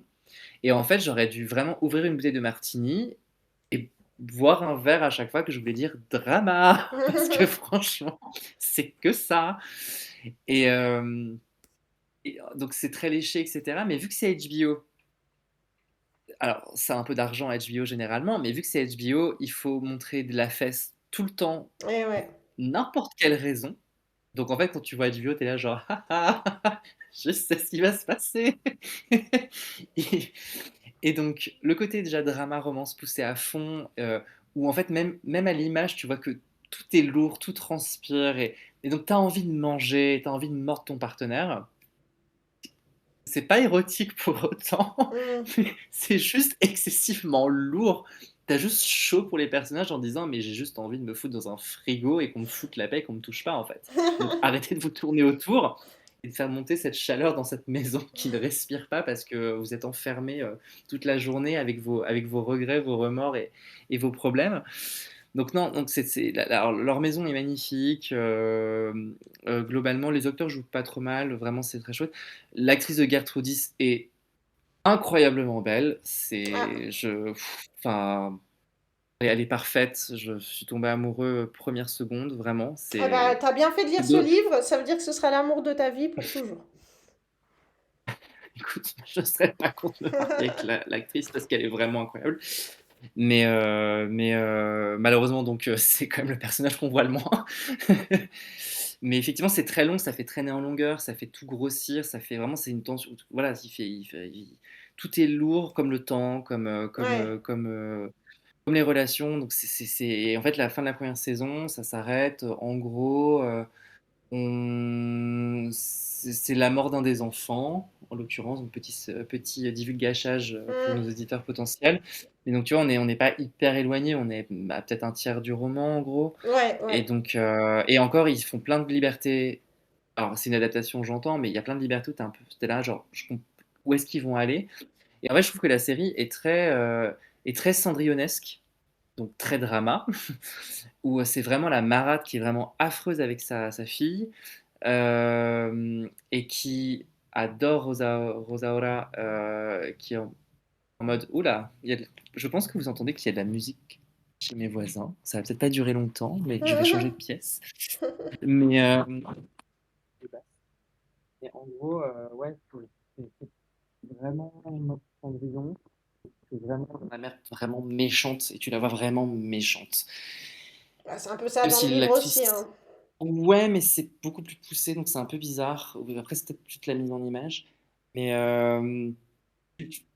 ça paraît vraiment d'autant plus gratuit et tu comprends pas trop pourquoi. Et en fait, tu te dis, ah si, je crois savoir, en fait, parce qu'ils ont mis d'autres raisons ou d'autres événements à d'autres moments. Donc tu les lis un petit peu autrement pour expliquer les relations entre les personnages. Et encore une fois, drama. Donc, en fait, et en plus, à l'image, ça fait très dans la longue succession de toutes ces adaptations d'Orgueil et Préjugés ou d'Anna Karénine, tu vois. Donc, c'est les mêmes ressorts de mise en scène, c'est la même lumière, c'est les mêmes focus sur les énergies des personnages. Donc, justement, on perd en sensibilité, dans la touche, je trouve, de l'autrice, en fait, qui n'est pas un auteur du 19e déjà, et juste. Enfin, qui est d'aujourd'hui et qui n'a pas les mêmes messages normalement à mettre en avant que ces œuvres-là non plus, quand même pas complètement. Mm. Donc c'est un peu dommage et c'est un peu genre série en costume où en fait ça se tourne autour et ça va peut-être se tromper et ça a très envie de se baiser et ça va pas pouvoir le faire et donc ça joue vraiment sur des mauvais ressorts je trouve et donc je comprends pas le plaisir à regarder cette série si ce n'est extérioriser ses propres frustrations. Ah oui, bah ça. Donc c'est hyper bizarre. Euh, et donc ouais, ça se plante, mais ça se plante pas de la bonne façon non plus. Enfin, Mm. j'ai trouvé ça extrêmement étrange, mais je pense que je ne suis pas le public. Mais du Et coup, voilà, donc ça se regarde dans le blanc de l'œil. Voilà, c'est de la romance un petit peu à fleur de peau, tout ça, tout ça. mais donc tu Voilà, recommandes le drama. livre, mais surtout pas la série. Oui. Et du coup, Ouais, non, mais peut-être que le film est incroyable. ah, ouais, il paraît. Peut-être, ça je sais pas. Ah. Il a été bien reçu, mais voilà. Et toi? Bah, alors moi je voulais demander au chat, je sais que Méridienne Dujardin a lu, et du coup je me demandais si elle recommanderait, et je sais que Laura l'a lu, je connais la réponse, mais je Ah, pose quand même la c'est question. pour lui. Laura, est-ce que tu recommanderais le bouquin?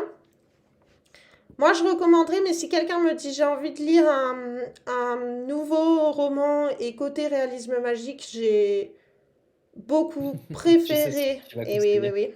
oui. D'ailleurs, j'ai failli. Enfin, j'ai mal appelé Laura Esquivel. J'ai dit Laura Esquivez parce que je pensais à quelqu'un d'autre. Moi, j'ai préféré Carole Martinez, Le cœur cousu. Alors, qui a des problèmes de gestion du rythme et tout, mais l'univers est plus varié parce qu'elle bouge et elle bouge.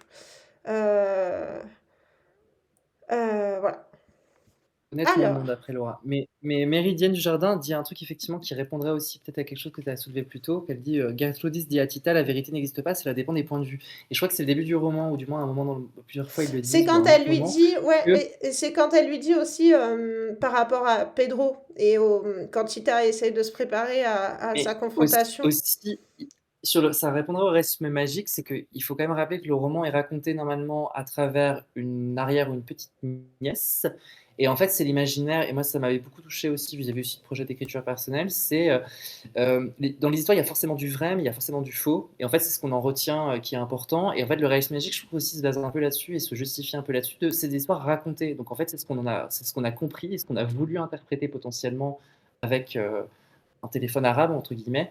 Et, euh, et donc, potentiellement, s'il n'y a pas de conscience de ce qui se passe au ce moment-là, bah, c'est un peu normal parce qu'en fait, quoi qu'il arrive, l'histoire est racontée par quelqu'un qui ne les a pas vécues et elles ont été racontées peu à peu et peut-être un peu modifiées. Et donc ça me surprend pas trop. Oui, Pour répondre à ce que tu as dit, genre, ah, ça m'a un peu gêné, qu'il soit pas plus développé, etc. C'est ça parce que m'a tu voulais frustré un peu. conseiller un autre roman où c'est moins frustrant et je vais Ouais. te laisser te présenter. Bah, en gros, moi, je pense que j'ai plus aimé que Laura. Il y a des points positifs, il y a des points négatifs. Franchement, pour un premier roman, moi, je trouve qu'il est très sympa. Mais pour un premier roman réalisme magique, moi, j'ai eu un coup de cœur sur Le cœur cousu de Carole Martinez. Mais c'est aussi Eh parce que oui, il était trop les bien. personnages bougent. Je trouve que les personnages sont plus acteurs. Ils ont une gentilité plus renforcée, je trouve. Et, Et il souffre plus aussi, quoi. il y a en fait le côté réalisme magique est peut-être plus présent. Euh, Il ouais, est plus inscrit d'emblée, il je est plus crois. inscrit dans le récit. Et en fait, il est un peu au cœur du C'est hyper récit. Que angulaire là, de la le base. cœur Ouais, du voilà, c'est ça. récit, c'est l'histoire d'amour. Et du coup, Laura, dans ce qu'on a dit, est-ce que tu retrouves un peu ce que tu as pensé ou t'aimerais rajouter quelque chose qu'on n'a pas vu et tu dis, mon Dieu. Ah, merci Méridienne du Jardin.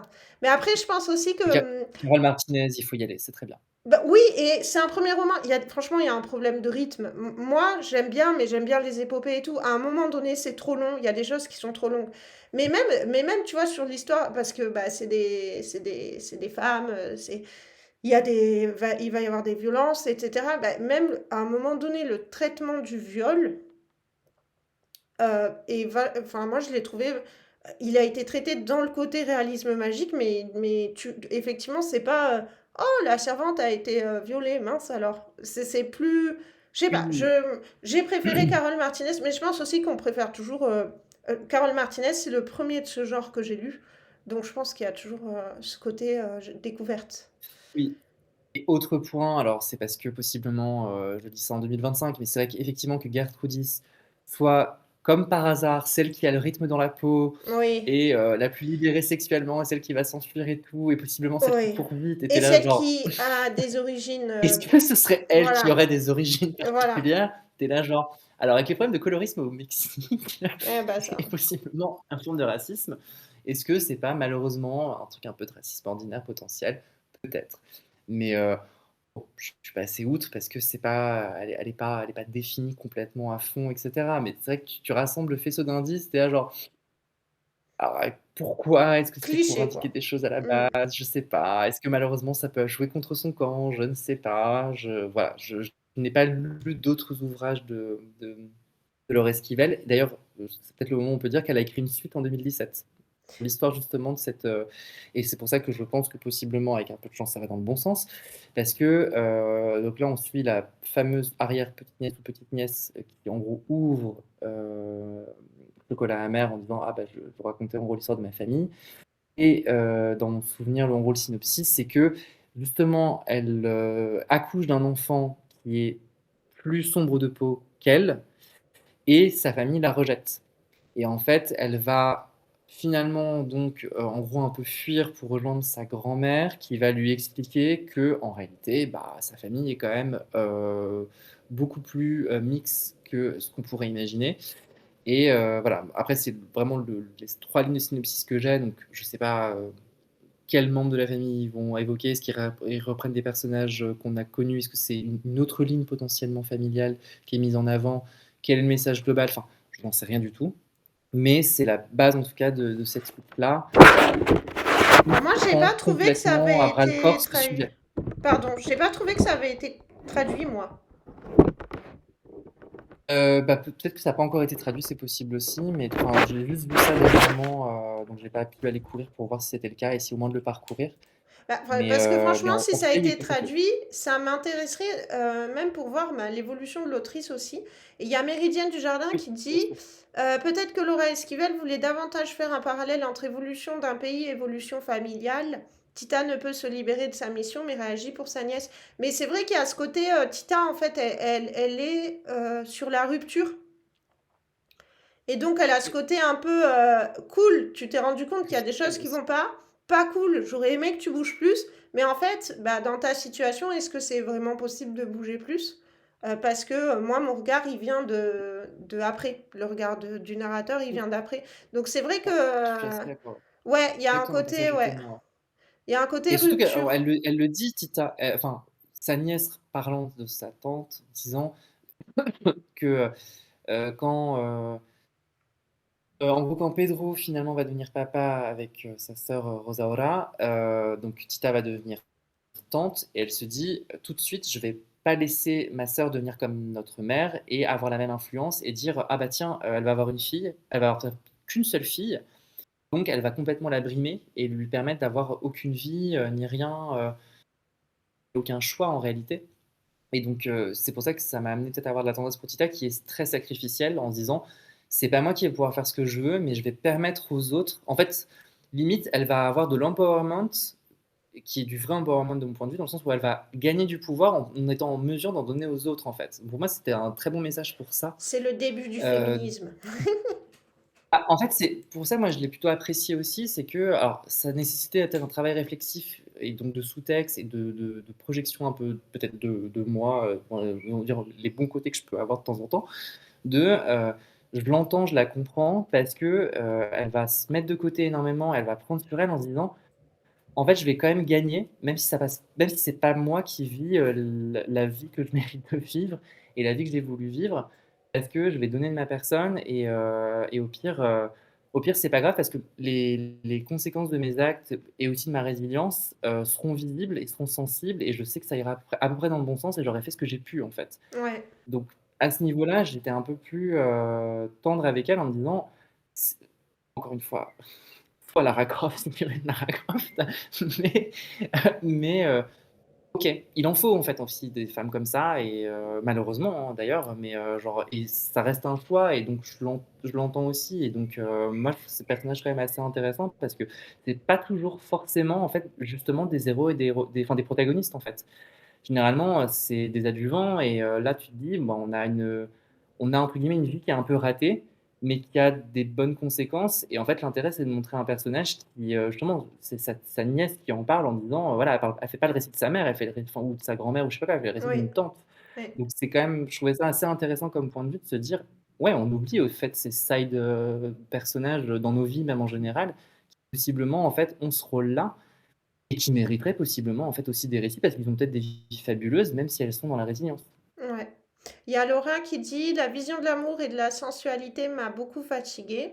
Apparemment, malheureusement, Oui. c'est uniquement ce qui ressort dans la série, donc ne regarde pas la série.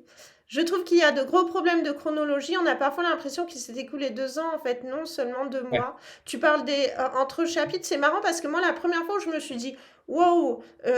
Est-ce que j'ai pas loupé un truc sur la chronologie? C'est justement par rapport à Gertrudis qui s'enfuit et où on t'explique qu'elle va dans le bordel et ligne suivante, enfin paragraphe suivant, Tita qui se dit: «Waouh, elle est devenue libre» et là je me suis dit: je vais relire parce que si littéralement quand on dit à Tita, ta sœur se prostitue et toi tu te dis: «Oh quelle chance, elle est libre», c'est un peu inquiétant et en fait en relisant, je me suis rendu compte que non, en fait, souvent, au moment où il se passe quelque chose pour le personnage, elle avance dans la timeline du personnage, et puis après, elle revient au moment où la recette est en train d'être préparée.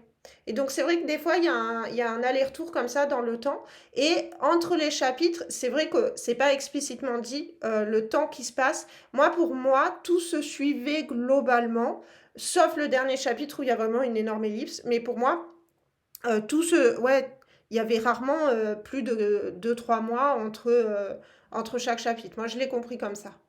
Et oui, voilà, une incohérence. Alors, Euh, l'incohérence dans le dernier mhm. chapitre, moi, je veux bien que tu nous en parles parce que je l'ai relu. Parce que bien évidemment que le dernier chapitre, on se dit qui a-t-elle choisi. Et moi, je me disais, ça serait trop bien qu'elle ait choisi personne. Bon, El Bachelor. ah, mais c'est vrai qu'au moment où elle fait son twist, qui moi j'ai trouvé il était sympa de dire bah en fait non, je vais pas terminer par elle. Et ben je me suis demandé mais attends combien de temps il s'est passé et le moment où on explique ce qui est arrivé à Rosaria et pareil, je me suis dit, non, mais je comprends pas. On nous dit, ça fait 1 an, et en même temps, on nous dit ça. Et en le relisant, j'ai bien compris, j'ai bien remis la chronologie. Et du coup, je veux bien, Laura, si tu peux, nous dire l'incohérence dans le dernier chapitre. Sachant que je pense que les rares personnes qui nous écoutent l'ont lu, et donc ce n'est pas grave si on dit le vulgache. Au pire des cas, vous le lirez quand même. Non, je rigole. Et Oui, sinon, ouais. c'est pas forcément d'ailleurs savoir la fin qui compte, enfin, c'est un peu tout le reste, tout ce qu'il y a. Bah, moi, j'ai bien aimé Enfin, qu'on voilà. justement qu'il y ait ce passage de témoin. Le dernier Ouais. chapitre, c'est en fait ce qui compte, c'est pas tant sa vie à elle, c'est ses combats à elle qui ont permis la vie de la Oui. nièce, quoi.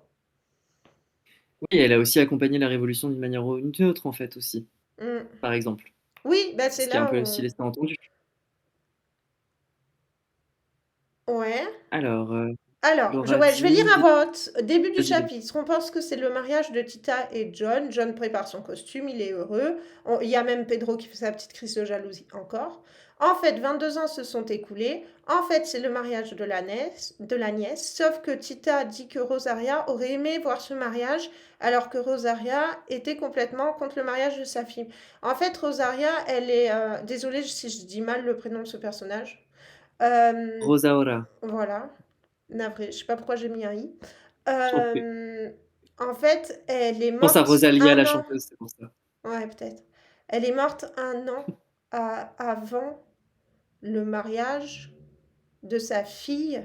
Et en gros, Ouais. elle a fini par changer d'avis parce que apparemment Tita et Pedro ont réussi à la faire changer d'avis, comme miraculeusement, ils ont réussi à la faire changer d'avis sur l'éducation, tout ça. Donc là, c'est l'ellipse permet de, je pense, de solutionner, sans rentrer dans le détail, le fait ils ont pris le pouvoir sur l'éducation de la nièce, mais elle est morte 1 an avant, en fait.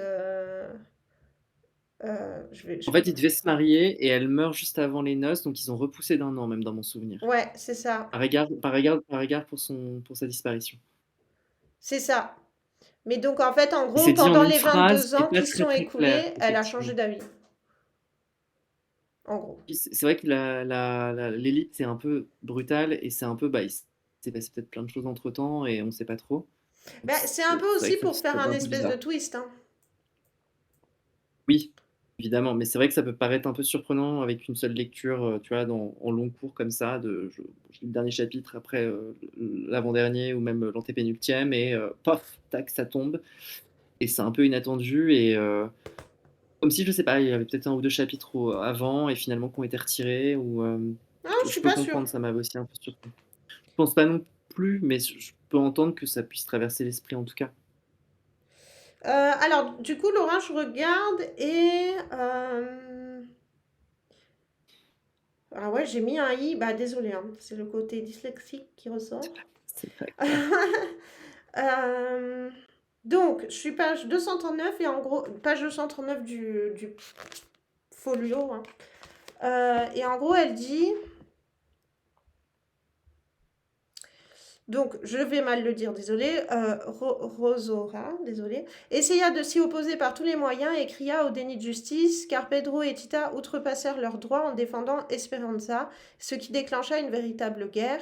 Ce n'était pas la première. D'abord, Rosora n'avait pas voulu que sa fille aille à l'école, une perte de temps d'après elle. Si sa seule mission en ce bas monde se réduisait à veiller sur elle, sa mère, à quoi bon connaître autre chose que le piano, le chant et la danse? Esperanza pourrait ainsi lui offrir de merveilleux après-midi, le loisir, etc. Donc moi, pour moi, ce passage-là, c'est le passage qui dit, en gros, on a réussi à faire changer d'avis la mère, comme on lui a fait changer d'avis pour plusieurs autres choses, notamment l'éducation. Pour Oui, moi, bon, c'est... c'est juste que c'est En fait, traité c'est juste qu'il y a... en quelques lignes, quoi. Ouais, c'est traité en quelques lignes, mais ouais. Ouais, c'est ça. Page 240, elle refuse et quelques jours plus tard, elle meurt. Mais du coup, c'est quoi le...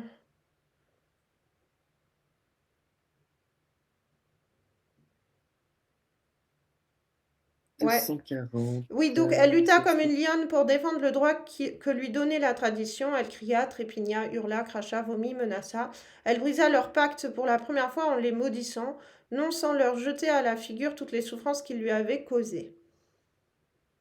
La maison se convertit en champ de bataille, les portes claquaient à tout instant. Par chance, ces disputes durèrent peu de temps. Au bout de 3 jours d'une lutte dévastatrice, Rosora mourut. Ouais, en fait, sa mort, En fait, elle elle arrange sait tout le que ça va quand même monde. se faire. Ouais, Mais voilà, sauf qu'elle sait que ça va se faire. où est-ce que tu as vu que elle aurait aimé être aux noces? Parce que ça, moi, j'en ai pas le Pardon? souvenir. Je demande à Laura où est-ce qu'elle a vu euh, que Rosora aurait aimé être aux noces de sa fille. Ça, j'en ai pas souvenir. Moi, j'ai le souvenir que elle meurt de manière vraiment opportune, C'est moi en plus. d'une manière vraiment horrible. Bon, Mais vraiment, après, ils avaient bien elle a eu préparé une tout le vie. personnage à ce qu'elle ait que des problèmes de santé, mais malgré tout, on a l'impression qu'elle fait juste une crise de nerfs et malheureusement, Ah, ben elle alors a ça, subi des Laura. conséquences de vie. Non, mais c'est bon, j'ai trouvé le passage dont Laura nous parle. Et ça, c'est ce que je n'aime pas dans le personnage de Tita. C'est que Tita est une petite fleur des champs. Et donc Tita se dit, Ah, oh, ma pauvre elle sœur, aurait elle tellement aurait aimé la tellement noce. aimé être là. Pas du tout, ta sœur ne voulait pas. Moi, pour moi, c'est la pensée de Tita, mais c'est, euh, Oui. c'est Tita qui est en mode cuit les oiseaux. Et ça fait 22 ans que je vis sous le même toit que ma sœur en me tapant son mari. Et tout va bien. Voilà. Moi, pour moi, c'est un passage qui plus me met Ouais, peut-être que c'est un problème d'écriture et de construction, mais moi, pour moi, c'est Tita, quoi. Voilà. Mais oui, c'est vrai qu'elle Non, dit c'est une magnifique. que Rosera aurait aimé être là, mais non. Bah, en même temps, Rosora, elle est très société, très machin, Oui, très justement, on alors, va se elle n'est pas montrer, on s'habille, on sympathique, danse. mais elle a une vie.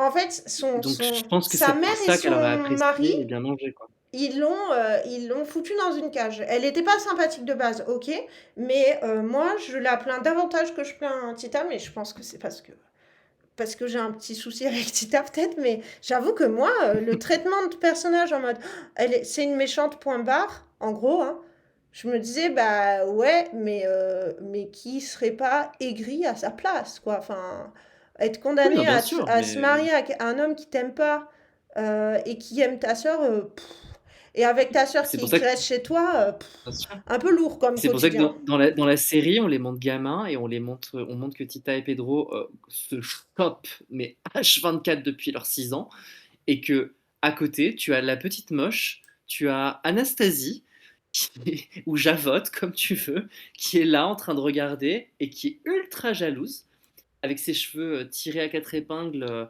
alors qu'elle a aussi 6 ans. Et donc, voilà, c'est.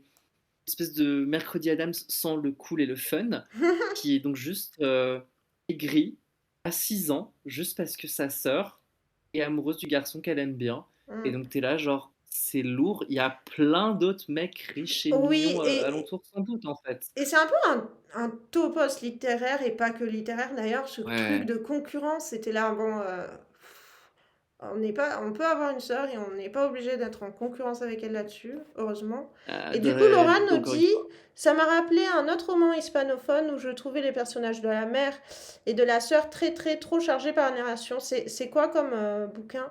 Et Méridienne du Jardin qui dit c'est aussi le paradoxe du souhait. La souffrance vécue doit continuer à l'être par les autres. Ouais, Mmh, ouais, complètement. Mais c'est là où on reste dans le côté conte et à ouais, ta naissance, t'as eu un destin et quoi que tu fasses, le récit va et dérouler du ton tout destin. Et ouais, c'est là aussi où moi, les petits défauts, je me dis, ouais, mais c'est un conte en fait. Donc, bien sûr, je vais pas avoir un personnage qui va se rebeller mmh, totalement. Sinon, en fait, je serais pas dans le conte et je serais peut-être pas non plus dans le réalisme magique.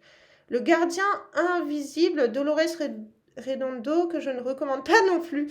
Roman policier a eu beaucoup de succès. Je connais pas. Et du coup, moi non pareil, plus t'as pour eu le le même problème de narration. Mais non, t'es pas une rageuse. Tu es une lectrice exigeante. Tu essayes d'avoir, dans ton temps de lecture, tu essayes d'avoir des choses qui t'apportent vraiment et pas juste du page turner. C'est très très bien, Laura.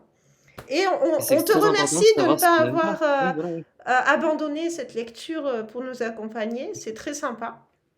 Et Laura, Et surtout que vas-y, vas-y. bah, je dis, j'ai hâte de savoir ce qu'on va lire après et si tu vas avoir la motivation pour lire le prochain bouquin.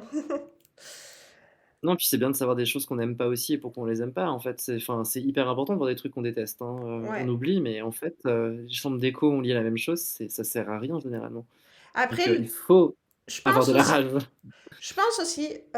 si je peux me permettre, Laura, je sais que quand tu lis, après, tu prends un temps de réflexion sur ce que tu as lu, et je pense que ça Mmh. rend automatiquement plus exigeant.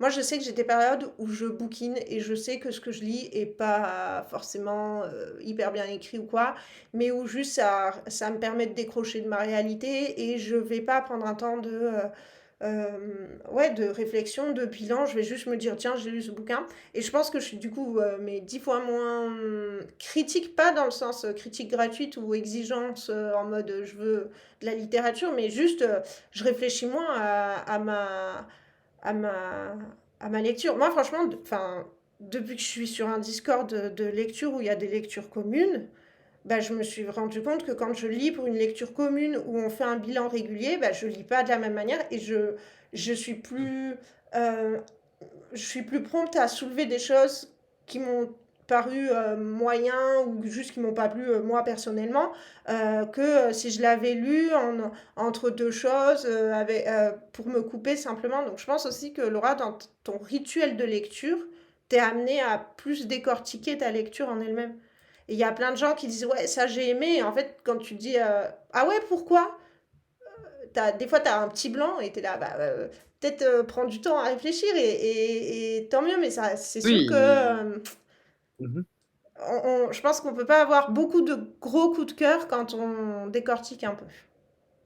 Non, puis parfois ça peut être juste lié au moment et à l'émotion, l'atmosphère d'un truc et on peut pas forcément l'expliquer et enfin, c'est pas dramatique, en fait. Bon, parfois c'est nécessaire dans certains contextes donc de revenir dessus, mais parfois tu peux pas trop l'expliquer non plus parce que juste le moment était sympa, en fait et c'est très bien aussi, Ouais. mais ça Non, dépend moi, je des suis ouais, contente de des l'avoir lu. rituels de lecture, quoi. Ouais, moi, je suis contente de l'avoir lu et je suis contente qu'on ait été plusieurs à le lire. Je me dis que ça fait longtemps qu'on parle. Est-ce que je fais mon petit point histoire ou est-ce qu'on choisit directement les bouquins? Ah, autant finir, quand même convenablement avec ta chronique pour qu'on Ok, bah je vais t'écoute. faire Après moi, très très après on a fait le rapidement. tour globalement de tout ce qu'on voulait dire. Mais non, on le fait pas rapidement, mais je pense pas à moins que le chat ait des choses à rajouter potentiellement sur, Laura Esquivel en général, mais, je pense qu'on peut maintenant t'écouter, toi, quoi. Bon, bah Pas j'ai. rapidement. Alors. Déjà, j'ai fait la transition. Ensuite, je me remets là-dessus. Euh, Ouais, mais c'est souvent les fins. Bah, d'ailleurs, Laura, Ouais. la fin d'Atik Raimi, ça T'as nous beaucoup avait d'attentes. bien, ça avait Ouais. bien questionné aussi, hein. Alors, bah, je C'est suis pas. compliqué de finir, hein. Ouais. Et je suis Bon, partie, attends. bah, justement, pour la fin. Le petit point histoire, je suis partie justement sur cette période qu'on connaît très peu, et l'histoire du Mexique, on la connaît pas beaucoup non plus. Comme la chronique s'appelle Ça coule de source, je vais vous lire un extrait de source. Et après, je vais vous expliquer pourquoi j'ai choisi cet extrait. L'immense majorité des évêques et des prêtres, criminellement d'abord, se prolongèrent dans une inertie maudite, attendant que le ciel, par ses miracles, libère l'Église. Tous se limitèrent à donner quelques harangues et à dire quelques prières. Les prêtres, plus stricts que jamais, eurent recours à la théologie et sans autre forme de procès, décrétèrent que la lutte violente pour la défense de l'Église était illicite. Et ça, c'est un passage d'un témoignage de Arroyo, qui est vicaire de Valparaiso. Et désolé pour la prononciation. Et donc, en fait, c'est un religieux catholique qui parle des prêtres catholiques. Et en fait, on est dans la période qui suit la Révolution mexicaine. Donc, en fait, la Révolution mexicaine, elle a lieu entre 1910 et 1917. C'est une révolution contre une dictature qui va mettre en place une constitution républicaine. Je ne sais pas si je vais jusqu'à dire une république, parce qu'en fait, très vite, ça devient une guerre civile. Et en fait, jusqu'en 1938, il y a un état de guerre quasi permanent. Il y a une pause en 1929, mais en fait, à partir de 1917, la dictature s'est terminée. Il y a une constitution. Et dans la constitution, il y a ce qu'on appelle la loi Cal ou Cales, je ne sais pas, qui est une loi anticléricale et anticatholique. En fait, le nouvel État qui est en train de se construire au Mexique est pensé par les révolutionnaires comme anticatholique, alors qu'à l'époque, il y a environ 98% de personnes, d'habitants qui sont catholiques. Et ça, c'est un truc qu'on connaît assez peu. Déjà, la Révolution mexicaine, on se situe assez mal. Moi, j'arrivais à peu près à la situer parce que il y a un lien avec la Première Guerre mondiale et tout. Mais en fait, ce qui se passe de suite après, bah, c'est qu'elle, comme beaucoup de révolutions, elle aboutit à une période d'instabilité et de grande violence. Et en fait, cette période-là, au Mexique, c'est une lutte entre deux puissances, l'État versus l'Église.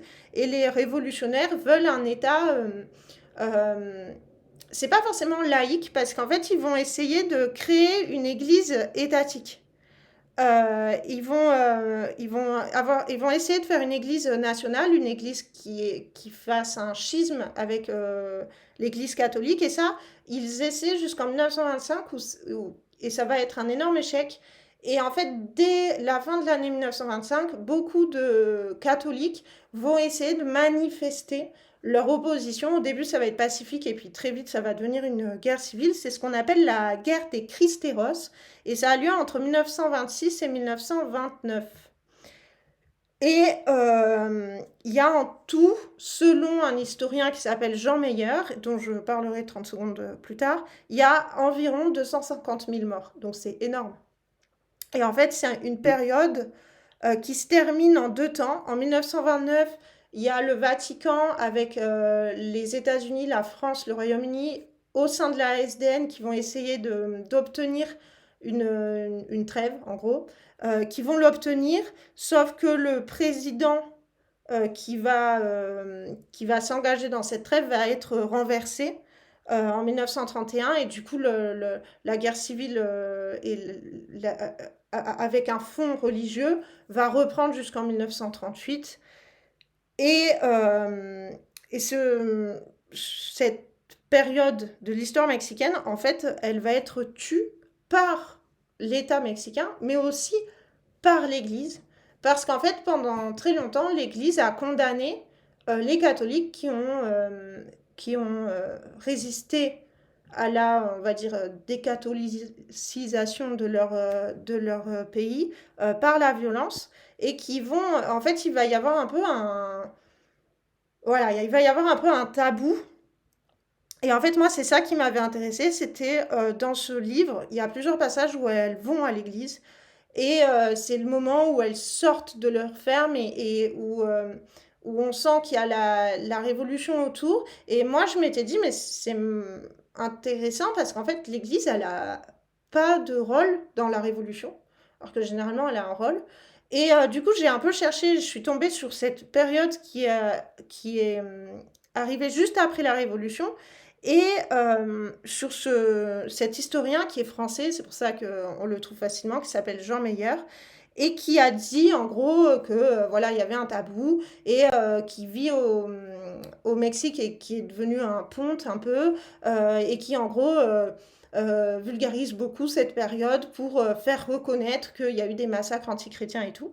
Et il a fait quelques articles où il se gargarise quand même pas mal d'avoir fait reconnaître par l'État mexicain les massacres anticatholiques, etc. Moi, dans les faits, j'ai pas retrouvé de déclaration officielle de l'État mexicain qui dit quoi que ce soit. Et surtout, bah, moi, dans mes recherches, j'ai trouvé quasiment que des sources de médias catholiques français qui parlent de cette période-là, en dehors de Jean Meyer et de deux autres historiens qui ont été invités sur France Culture. Mais en fait, je me suis dit, bah, le côté un peu, on n'en parle pas, il continue, peut-être parce qu'on est en France aussi, hein, mais il continue un peu et il n'y a que le côté religieux qui fait qu'il y a un lien. Et du coup, quand j'ai lu sur les médias catholique, bah, en fait, cette période-là, elle est présentée comme bah, la Vendée mexicaine, ce genre de choses. Et du coup, moi, personnellement, je me suis dit, waouh, à prendre avec des grosses pincettes. Et donc, une Ouais, période qu'on évidemment. connaît vraiment mal et qui mérite d'être d'être étudiée. Moi, il y a un média catholique qui parle même de ah bah la guerre des Cristeros, c'est comme le génocide vendéen. Et donc là, moi, je me suis arrêtée là. Oh. J'ai dit, je ne vais pas continuer. N'utilisons pas ce mot à tort et à travers. Et voilà. Et donc, du coup, je me suis dit, mais en fait, du coup, qu'est-ce qu'on connaît de cette période-là? Et en fait, c'est ce qui va se passer plutôt vers 1938. C'est le Mexique qui lance un peu avant beaucoup d'autres pays la fameuse révolution verte, donc la réforme agraire et la nationalisation du pétrole. Et donc, effectivement, il y a dans les sites qui vulgarisent l'histoire du Mexique, il y a un peu un trou chronologique. Et bien sûr, là, je parle de médias qui vulgarisent l'histoire, hein. Je ne suis pas allée dans les, euh, dans les, dans les livres spécialisés et tout, mais voilà, moi je connais pas et je me suis dit, bah tiens, si demain je fais juste une soirée de recherche sur Internet, qu'est-ce que je retiens de la période révolutionnaire du Mexique? Et j'ai appris cette sous-période-là sans non plus avoir trouvé beaucoup de sources qui me semblaient très objectives. Voilà. Donc je trouvais ça marrant, vu le nom de ma petite chronique. Ça coule de source, de me dire, bah en fait, non, là, pour le coup, ça coule pas de source. Et donc, ça me donne envie de lire sur l'histoire du Mexique parce que, punaise, on connaît pas assez cette histoire-là. Voilà.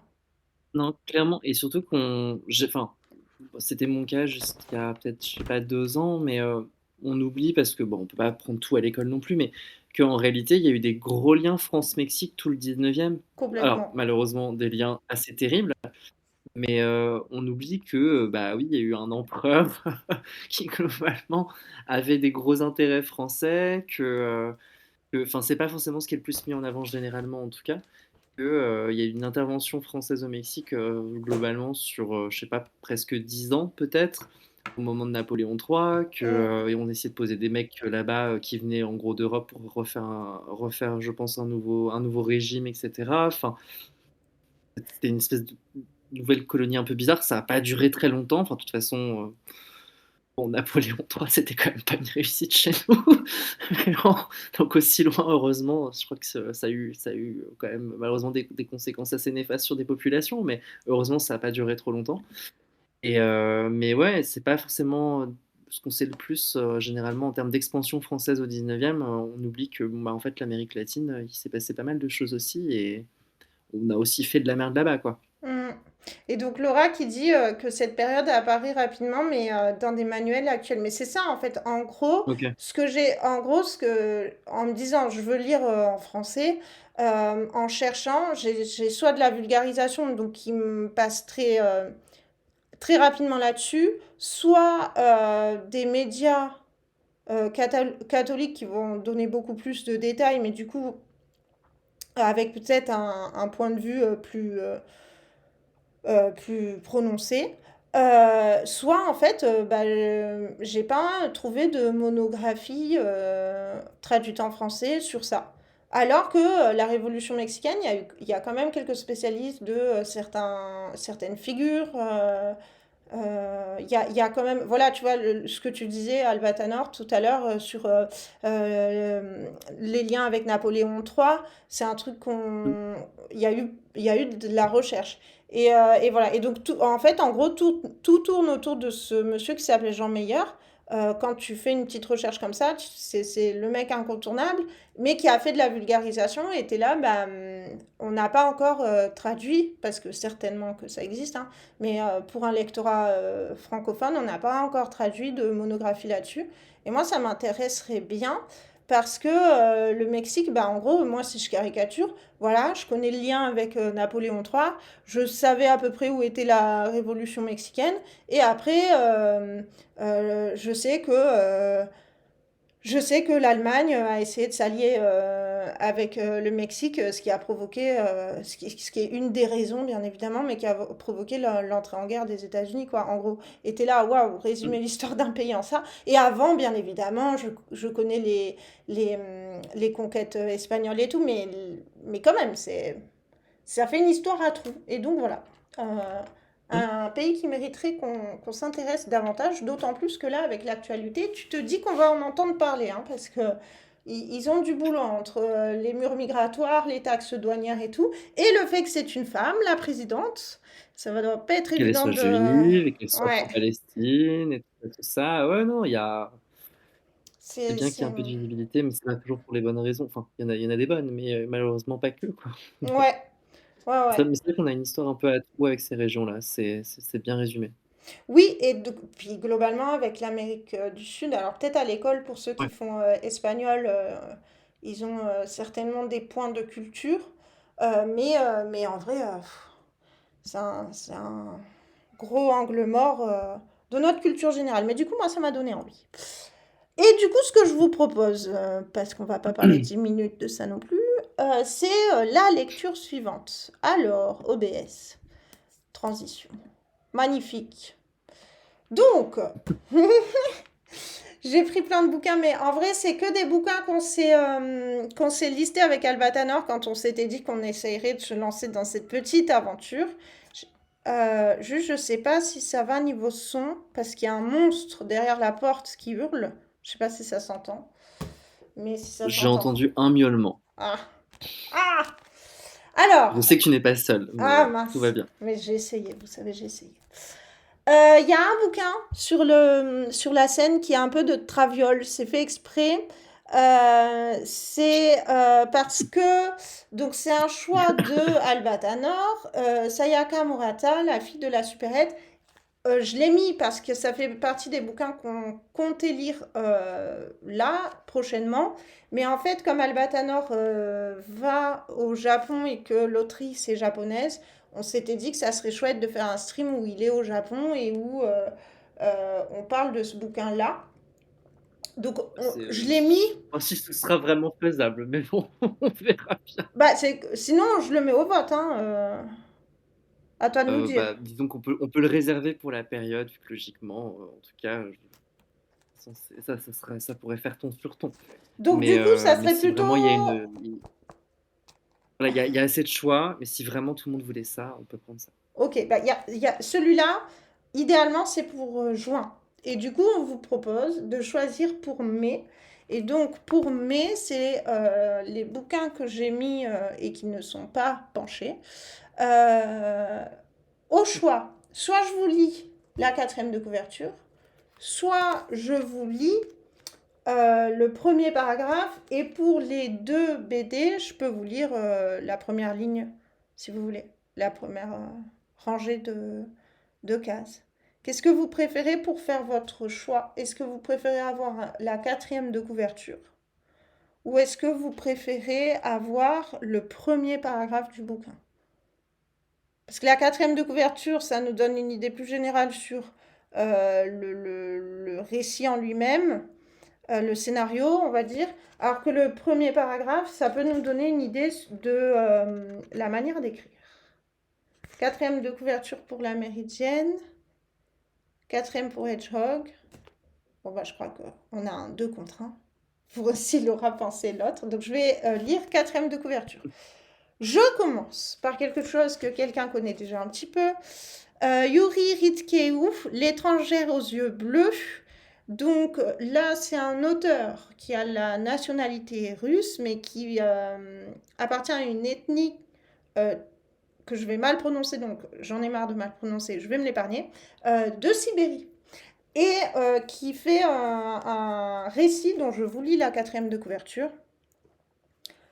Une jeune ethnographe russe débarque en 1947 à Wallen, petit village au bord du détroit de Bering, dans le but de nomadiser dans la toundra avec une tribu Tchouktch, d'éleveurs de rennes. Séduite et fascinée par un jeune Tchouktch, rencontré dès son arrivée, elle l'épouse et part vivre avec lui au sein de sa tribu.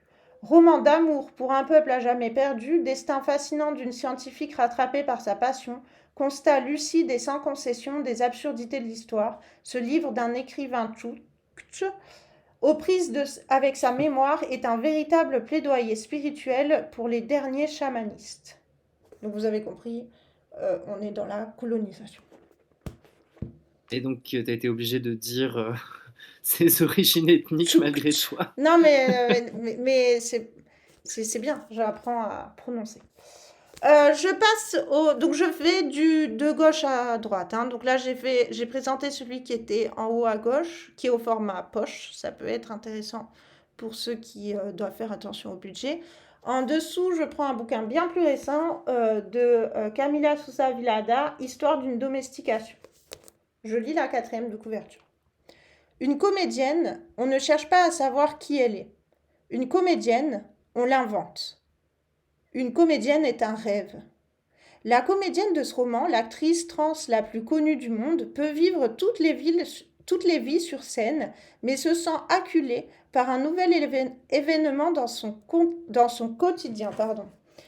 Elle a décidé, contre tout bon sens, de fonder une famille. Contre l'avis de tout le monde aussi, elle décide de monter une pièce de Jean Cocteau, pourquoi pas quelque chose de moins français, de moins tordu, et de tenter, en plus, un retour périlleux au village natal pour voir ses parents.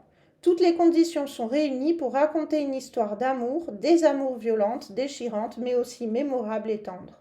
Ce roman élégant, érotique et profondément universel est un coup de pioche dans les fondations de la famille et des traditions, une exploration brutale d'un couple atypique, mais quel couple ne l'est pas? Un livre sur les 1001 manières de désirer, de provoquer et de ressentir. Donc là, c'est pour le deuxième. Je vais passer à la BD.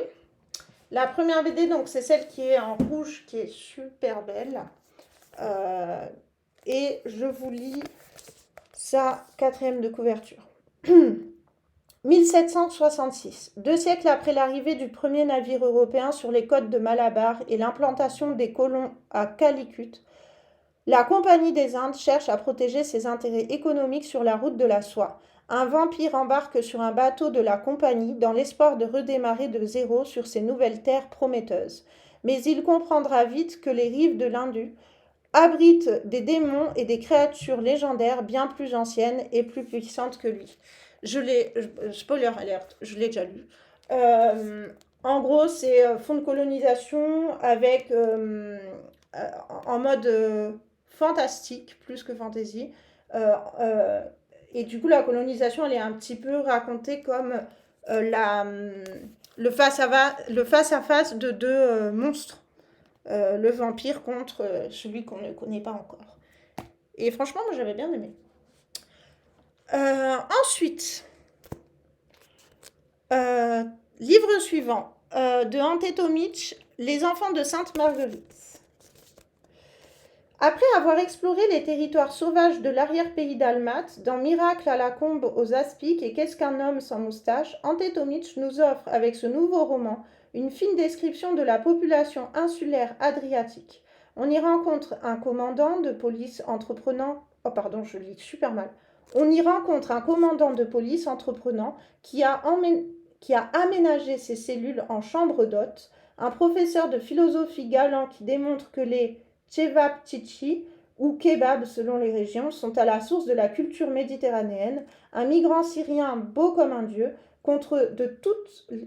centre de toutes les attentions du beau sexe, et un âne mythologique et fripon qui brillait chaque fois qu'un couple fait la bête à deux dos. Je suis désolée, je lis super mal.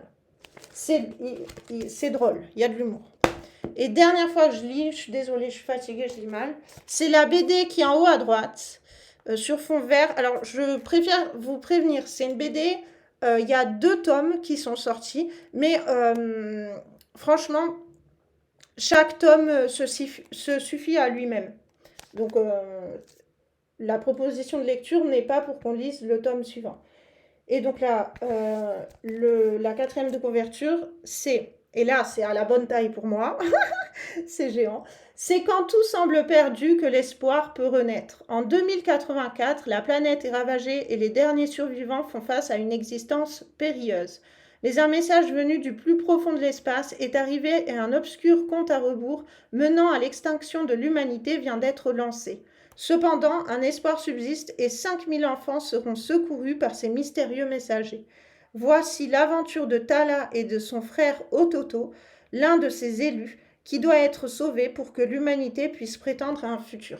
C'est récit de voyage initiatique dans un monde climatiquement post-apocalyptique. Voilà. J'ai tout dit. Et du coup, moi je pense que vous pouvez déjà vous demander si vous avez envie de lire une BD plutôt qu'autre chose. Dans les BD, il y a le choix entre la rouge et la verte, en gros. Hein, pour vous faire voter, ce sera plus facile de dire comme ça. Et il y a ensuite 3 choix dans les romans. Alors peut-être premier vote, comme on ne peut pas faire de sondage, on n'a pas encore débloqué cette fonctionnalité. Dans le chat, peut-être déjà dites plutôt si vous êtes pour BD ou pour roman, et après on affine le vote. Donc Hedgehog, toi t'es pour la BD. Toi, Albatanor, tu partirais sur quoi, BD ou roman? Bah, ça pourrait changer un petit peu d'avoir un autre type de médium. Pourquoi pas une BD, effectivement. Attendre l'été pour avoir une BD, par exemple, ça me gênerait pas non plus. Ouais, pourquoi pas une BD? Non, pourquoi pas une BD? Allez. Une BD, ok. Ouais, pourquoi pas une BD? Laura... Franchement, pour changer un peu. On a eu des gros bouquins là, ou des courts bouquins, mais du narratif classique, roman, donc pourquoi pas. Oh, mais... ok, Méridiane du Jardin n'est pas non plus contre une BD. Ok. Du coup, on partirait plutôt entre le choix de la BD rouge ou de la BD verte. Alors, sincèrement, j'ai lu les deux. Elles ont rien à voir. Il y en a une, c'est vraiment fantastique. Alors, juste, je préviens notamment Méridienne du Jardin, les deux sont des formats comics. Ça veut dire que il y a du sang. C'est pas non plus Batman, où c'est parfois très hémoglobine, mais il y a du sang. En termes de contenu, la BD qui s'appelle We Live, donc celle qui est en vert, elle a un truc qui est très très sympa, c'est qu'il y a certains chapitres qui commencent avec un QR code, et en fait, les 2 auteurs, parce que c'est une fratrie qui crée ça, les 2 auteurs ont fait de la musique pour accompagner la lecture. Et donc en fait, si vous êtes motivé, vous lancez le QR code et vous lisez le chapitre avec la musique en fond. Et c'est assez sympa, c'est une BD un peu multimédia. C'est de la SF, hein. L'autre, c'est plutôt ouais, du fantastique, on va dire. Du coup, si on sort... D'ailleurs, j'avais oublié de dire que, enfin, Esquivel, elle aimait bien, si ça vous intéresse, si vous aimez les trucs interactifs justement, c'est la première apparemment à avoir fait un roman multimédia en 96. Ouais. Elle est curieuse de plein de trucs. Elle a fait des trucs complètement improbables. Elle a touché à plein de choses, dont un roman multimédia, mais genre hyper tôt, quoi. Je me demande comment elle Donc a fait, du voilà, coup, en si vous aimez 96. ça. Je sais pas, peut-être qu'elle vendait ça avec une disquette pour foutre ça sur un vieux Mac, c'est possible, tu vois. Hmm. Ou alors ou alors un dispositif supplémentaire en plus du roman qui, je sais pas, faisait de la musique, peut-être. Mais assez curieux, je trouvais ça assez chouette, parce qu'elle est touche à tout. Donc si vous êtes friand de ce genre de choses, sachez que c'est vieux et que notre autrice l'avait fait aussi. Ah, bon appétit, Laura. Et bonne soirée. Bye bye Laura. Et du coup, on part sur quoi? En gros, BD rouge ou BD verte? Donc, il y a Edjok Monde qui a déjà futuriste, dit BD dystopie verte. ou monde du passé fantastique, quoi, en gros. Ouais. Donc, il y a Edjok qui a déjà voté pour vert. Méridienne du Jardin, en BD, c'était plutôt vert. Ok. Du coup, Laura, elle est allée manger. Toi, Albatanor, tu étais plutôt pour Je peux quoi? suivre avec We Live, hein. C'est Ouais. récit catastrophique, dystopie, épopée enfant et coming of age stories. Donc moi, c'est des choses qui me bottent généralement quand même. Donc pourquoi pas. Bah, franchement, les deux avaient des dessins magnifiques. Donc, j'espère que rien que pour ça, ça va C'est vous quel aider. pays aussi d'ailleurs? Attends, faut que j'ouvre mon fichier. Je sais Ok. plus si c'est États-Unis ou Canada. Que We Live, je crois que c'est USA, si je dis pas de Alors, bêtises. pour The Savage Stories, c'est Royaume-Uni et il avait des origines indiennes. We Live, je sais plus si c'est États-Unis. Attends, il faut que j'ouvre. Je sais plus si c'est États-Unis ou Canada. Ouais, mais donc on reste sur le continent nord-américain en tout cas. Ouais, Right. c'est États-Unis. Et ils l'ont écrit post-Covid. Je le dis parce que je ne sais pas si vous verrez le lien. Moi, je l'ai vu parce que j'ai lu leur interview. Mais je ne sais pas si vous verrez le lien avec l'histoire qu'ils nous racontent. Et du coup, on part là-dessus. Peut-être si vous voulez pas Ouais. l'acheter, elle coûte 16,90 €. C'est pas la BD la plus chère non plus, mais ça reste un budget par rapport à un roman. Si vous voulez pas l'acheter, regardez, pensez aux bibliothèques parce que le tome 1, il est sorti il y a quelques années déjà. Donc voilà. Donc je vous note, les auteurs, c'est The Miranda Brothers. Et le titre, c'est We Live. Et c'est tome 1. Et du coup, Le là, tome 2 est sorti? ouais, le tome 2 est sorti. Oui. Donc faudrait que j'y jette quand même un petit œil, ce serait bien. Et le tome 3, ils l'ont pas encore. Il est même pas paru en VO. Donc voilà. Et du coup, la prochaine session, ça serait lundi 26 mai, toujours à 19h30. Si jamais il y en a qui se disent que le format leur plaise et qu'ils aimeraient être là assez régulièrement et que ça tombe vraiment pas un bon jour ou une bonne heure, n'hésitez pas à nous le dire. Moi, si je peux, et Alba Tanner aussi, hein, si on peut se caler un horaire plus décent pour vous, ce genre de choses, ben on le fera. Et voilà, on a fait plus de 2 heures. Il est temps de vous laisser. Allez dîner nous aussi. Ouais, donc bonne soirée, quoi que vous ayez à faire pour la fin de soirée. Passez tous une très bonne soirée. Et, et puis, Merci d'être là. ouais, merci d'être là, merci d'avoir interagi. Bonne manifestation du 1er mai. Et voilà, Passez une bonne semaine et à bientôt. à bientôt. Bisous à tous, bisous Tam. Bisous.